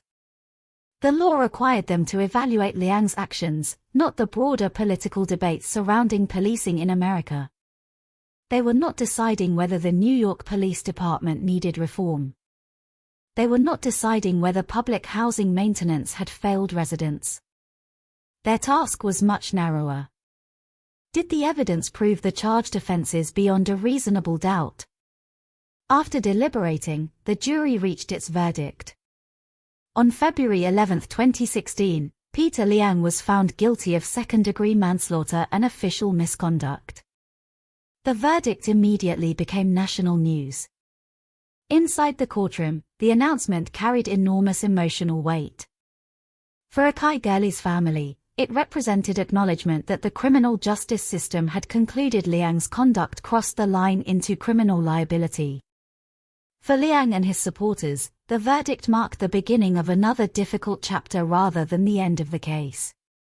Outside the courthouse, reactions were immediate. Some people embraced one another. Others stood in silence. Television crews hurried to broadcast the decision across the country. Within minutes, headlines appeared nationwide. Legal experts noted that criminal convictions of police officers in fatal on-duty shootings remained relatively uncommon. For that reason alone, the case attracted exceptional attention. Yet even after the guilty verdict, the legal process was not complete. Liang's attorneys filed post-trial motions asking the court to reconsider aspects of the conviction. One issue received particular attention. The second-degree manslaughter conviction required proof that Liang had acted recklessly under New York law. The defense argued that while the shooting was unquestionably tragic, the evidence more appropriately supported a lesser offense. The judge carefully reviewed the legal arguments presented by both sides. Ultimately, the court reached an important decision. Although the jury had convicted Liang of second-degree manslaughter, the judge later reduced the principal conviction to criminally negligent homicide before sentencing. The distinction was legally significant. Recklessness and criminal negligence are separate legal standards. The court concluded that Liang's conduct more accurately fit the lesser offense. This ruling generated renewed debate. Some observers believed the reduction reflected the proper application of criminal law. Others argued that it weakened the accountability established by the jury's original verdict. Again, the case resisted simple conclusions. At sentencing, the court considered numerous factors. The seriousness of the offense. Liang's lack of prior criminal history. His service as a police officer. The circumstances surrounding the shooting. Arguments from both the prosecution and defense. Statements submitted on behalf of the Gurley family. The sentence ultimately imposed reflected the court's balancing of those considerations. Peter Liang received 5 years of probation. he was ordered to complete 800 hours of community service. He also lost his position with the New York Police Department. Many people expected a prison sentence. When incarceration was not imposed, public reaction once again divided sharply. For members of the Gurley family and many community advocates, probation did not adequately reflect the gravity of losing an unarmed man's life. They believed the punishment failed to match the irreversible consequences suffered by Akai Gurley and his loved ones. Others viewed the sentence differently. Supporters of Liang argued that the shooting had never been intentional. They believed the combination of probation, community service, termination from the NYPD, and the permanent consequences of a felony conviction constituted substantial punishment for a tragic accident. The sentencing therefore resolved the criminal case without ending public disagreement. If anything, it intensified broader conversations already taking place across the United States. Questions extended far beyond the courtroom. How should the criminal justice system evaluate unintended police shootings? What level of negligence justifies criminal prosecution? Should police officers be judged differently because they perform dangerous work? Or should they be held to an even higher standard because they carry firearms and possess legal authority to use deadly force? Reasonable people reached different conclusions. The Gurley case became one of the most frequently cited examples during those discussions because its facts differed from many other officer-involved shootings.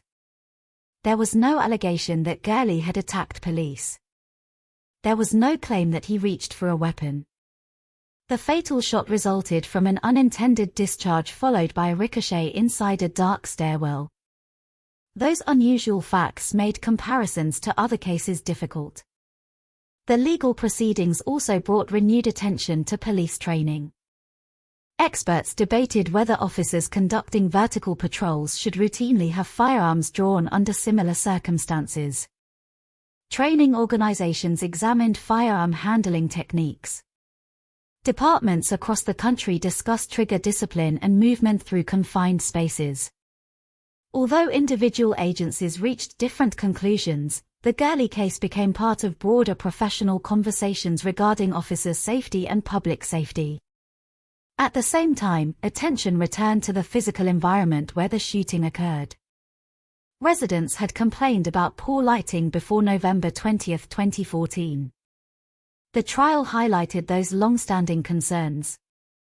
Many observers argued that deteriorating conditions inside public housing developments created unnecessary risks for both residents and police officers.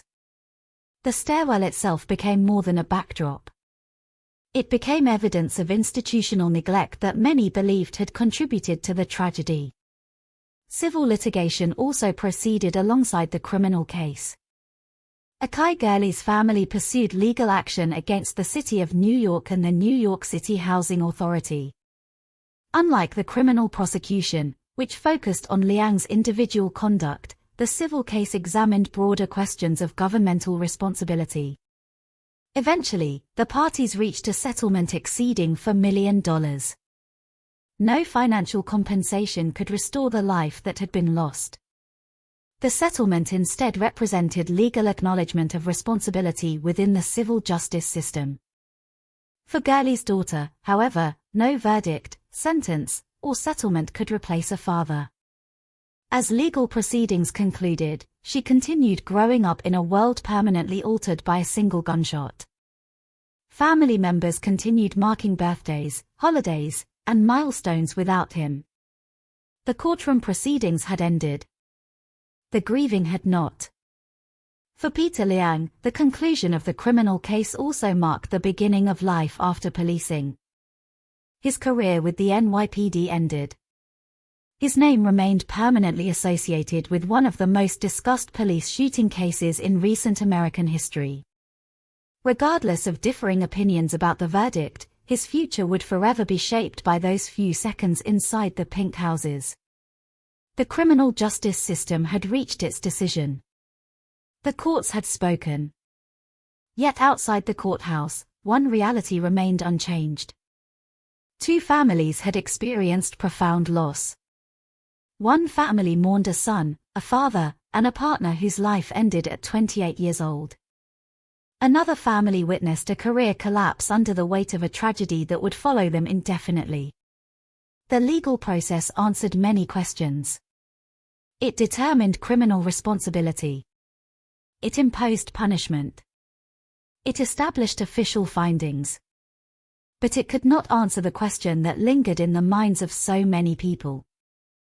How could an ordinary Thursday evening, inside a familiar apartment building, unravel into a tragedy that forever changed so many lives because of a single unintended shot fired in the darkness? Long after the courtroom emptied and the legal proceedings came to an end, the story of Akai Gurley refused to fade into history as simply another closed criminal case. In many ways, the verdict marked the beginning of a different conversation, one that reached far beyond Brooklyn and touched questions about policing, race, public housing, accountability, and the value of human life. Cases involving police use of deadly force often leave behind more than legal records. They leave unanswered questions. They expose weaknesses within institutions. They force communities to confront uncomfortable realities that had existed long before a single tragedy brought them into public view. The death of Akai Gurley did exactly that. For his family, however, the broader national debate could never replace the deeply personal loss they continued to carry every day. News organizations eventually moved on to newer stories. Courtrooms heard other cases. Public attention shifted toward other events. But grief does not follow the news cycle. It remains long after television cameras disappear. Every birthday reminded the family of another year without Akai. Every Thanksgiving carried memories of the holiday he never lived to celebrate. Every family gathering included an empty place that could not be filled. His daughter grew older without the opportunity to know her father through new memories. Instead, she would know him through photographs, family stories, and the recollections of those who loved him. For children who lose a parent unexpectedly, the passage of time often changes grief rather than erasing it. Questions emerge at different stages of life. What was he like? What would he have taught me? What conversations will we never have? Those questions cannot be answered by legal verdicts. They belong to families forever altered by sudden loss. Melissa Butler also carried the memory of that November evening. She had entered the stairwell expecting an ordinary walk upstairs. Within moments, she witnessed the person beside her suffer a fatal injury. Traumatic events often divide life into two parts. Before. After. For many witnesses, the event itself lasts only seconds. Its psychological impact can last years. Although the public knew Butler primarily through courtroom testimony and news coverage, her role in the case reflected a much more personal reality. She had lost someone she cared deeply about in circumstances almost impossible to anticipate. Meanwhile, discussions surrounding Peter Liang continued throughout the country. His case generated an unusual range of public reactions because it did not fit neatly into existing narratives. Some believed the criminal conviction represented long overdue accountability for negligent police conduct. Others argued that Liang had become an exception in a system where officers involved in other fatal shootings often avoided criminal prosecution. These differing views became particularly visible within New York City's diverse communities. Many civil rights organizations emphasized the importance of accountability whenever an innocent life is lost through negligent police conduct. From their perspective, Gurley's death demonstrated why professional standards surrounding firearm handling must be enforced regardless of occupation. Other groups, including many within the Asian American community, expressed concern that Liang had been treated differently than officers in other high-profile cases. Large public demonstrations reflected those concerns. Participants argued that justice should be applied consistently across all cases rather than selectively. These conversations revealed how one criminal case could simultaneously raise multiple questions about fairness, equality, and public confidence in the justice system. The debate extended into legal circles as well. Law professors discussed the case in classrooms. Police academies reviewed aspects of the incident during training. Attorneys cited the prosecution when discussing criminal negligence and police accountability. Although opinions differed regarding the verdict, few questioned the importance of studying the case carefully.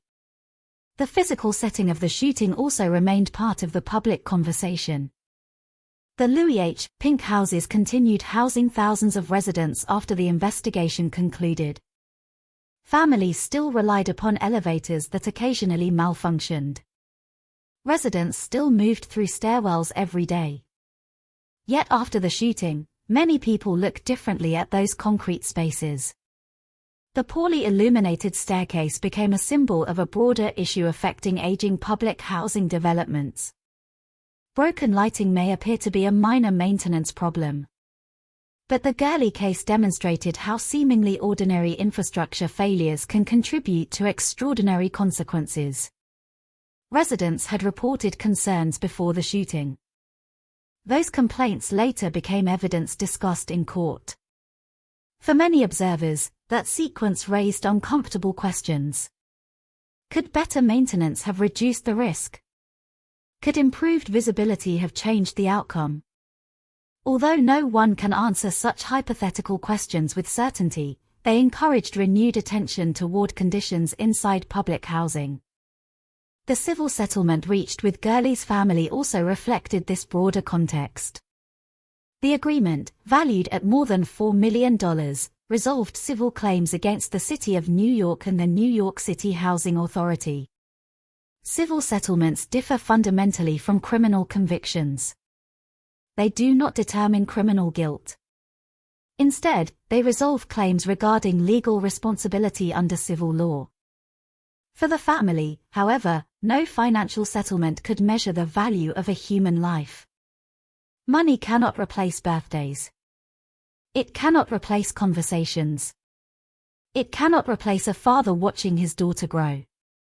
The settlement closed one legal chapter. It did not end the emotional one. Within law enforcement, the case prompted renewed discussion about tactical procedures. Training officers revisited firearms safety principles. Departments reviewed policies governing movement through confined spaces. Vertical patrols themselves became subjects of evaluation in light of the circumstances surrounding the shooting. Professional organizations emphasized the importance of balancing officer safety with careful weapon handling, particularly in environments where visibility is limited. No single training change can eliminate every risk. Policing often requires officers to make rapid decisions in uncertain conditions. At the same time, carrying a firearm imposes extraordinary responsibility. The Gurley case became an example frequently referenced during conversations about that responsibility. For journalists, the case illustrated another challenge. Complex stories rarely fit into simple headlines. One article might emphasize Gurley's innocence. Another might focus on Liang's lack of intent. Another might discuss deteriorating housing conditions. Another might analyze racial tensions. Each perspective captured part of the story. None captured all of it. The complete picture required acknowledging multiple truths simultaneously. Akai Gurley was an unarmed man whose life ended unnecessarily. Peter Liang did not claim to have intentionally shot him. The stairwell was poorly lit. The firearm discharged. The bullet ricocheted. A family lost a father and son. Another family watched a police officer's career collapse. Public housing conditions became part of the investigation. National debates about race and policing intensified around the case. None of these facts excludes the others. Together, they explain why the case continues to be studied years later. Perhaps the most enduring lesson lies in the ordinary nature of the moments before tragedy struck. There was no elaborate criminal conspiracy. No carefully planned attack. No prolonged confrontation. Only ordinary routines. A couple choosing the stairs instead of waiting for an elevator. 2 officers conducting a scheduled patrol. Residents living inside an aging apartment building. A maintenance problem that had become almost invisible through familiarity. History is often shaped not only by extraordinary events but also by ordinary decisions intersecting under extraordinary circumstances. For Akai Gurley, that intersection proved fatal. For New York City, it became a catalyst for renewed examination of police practices, housing conditions, and public accountability. For the nation, it became another chapter in an ongoing discussion about how communities, governments, and law enforcement should respond when tragedy arises from a combination of human error and institutional shortcomings. Years have passed since that cold November evening in Brooklyn. The stairwell remains. The apartment building remains. Life continues for the families who still call the pink houses home. Children who were young in 2014 have grown into adults. New residents have moved into apartments once occupied by others. The city has continued changing, just as cities always do. Yet the memory of Akai Gurley endures. Not because of the legal arguments that followed. Not because of the headlines. But because behind every public controversy stood one undeniable reality. A 28-year-old father entered a stairwell expecting to spend an ordinary evening with someone he loved. He never came home. And that simple, heartbreaking fact remains the true center of this story, long after the court records have been archived and the public debates have grown quieter.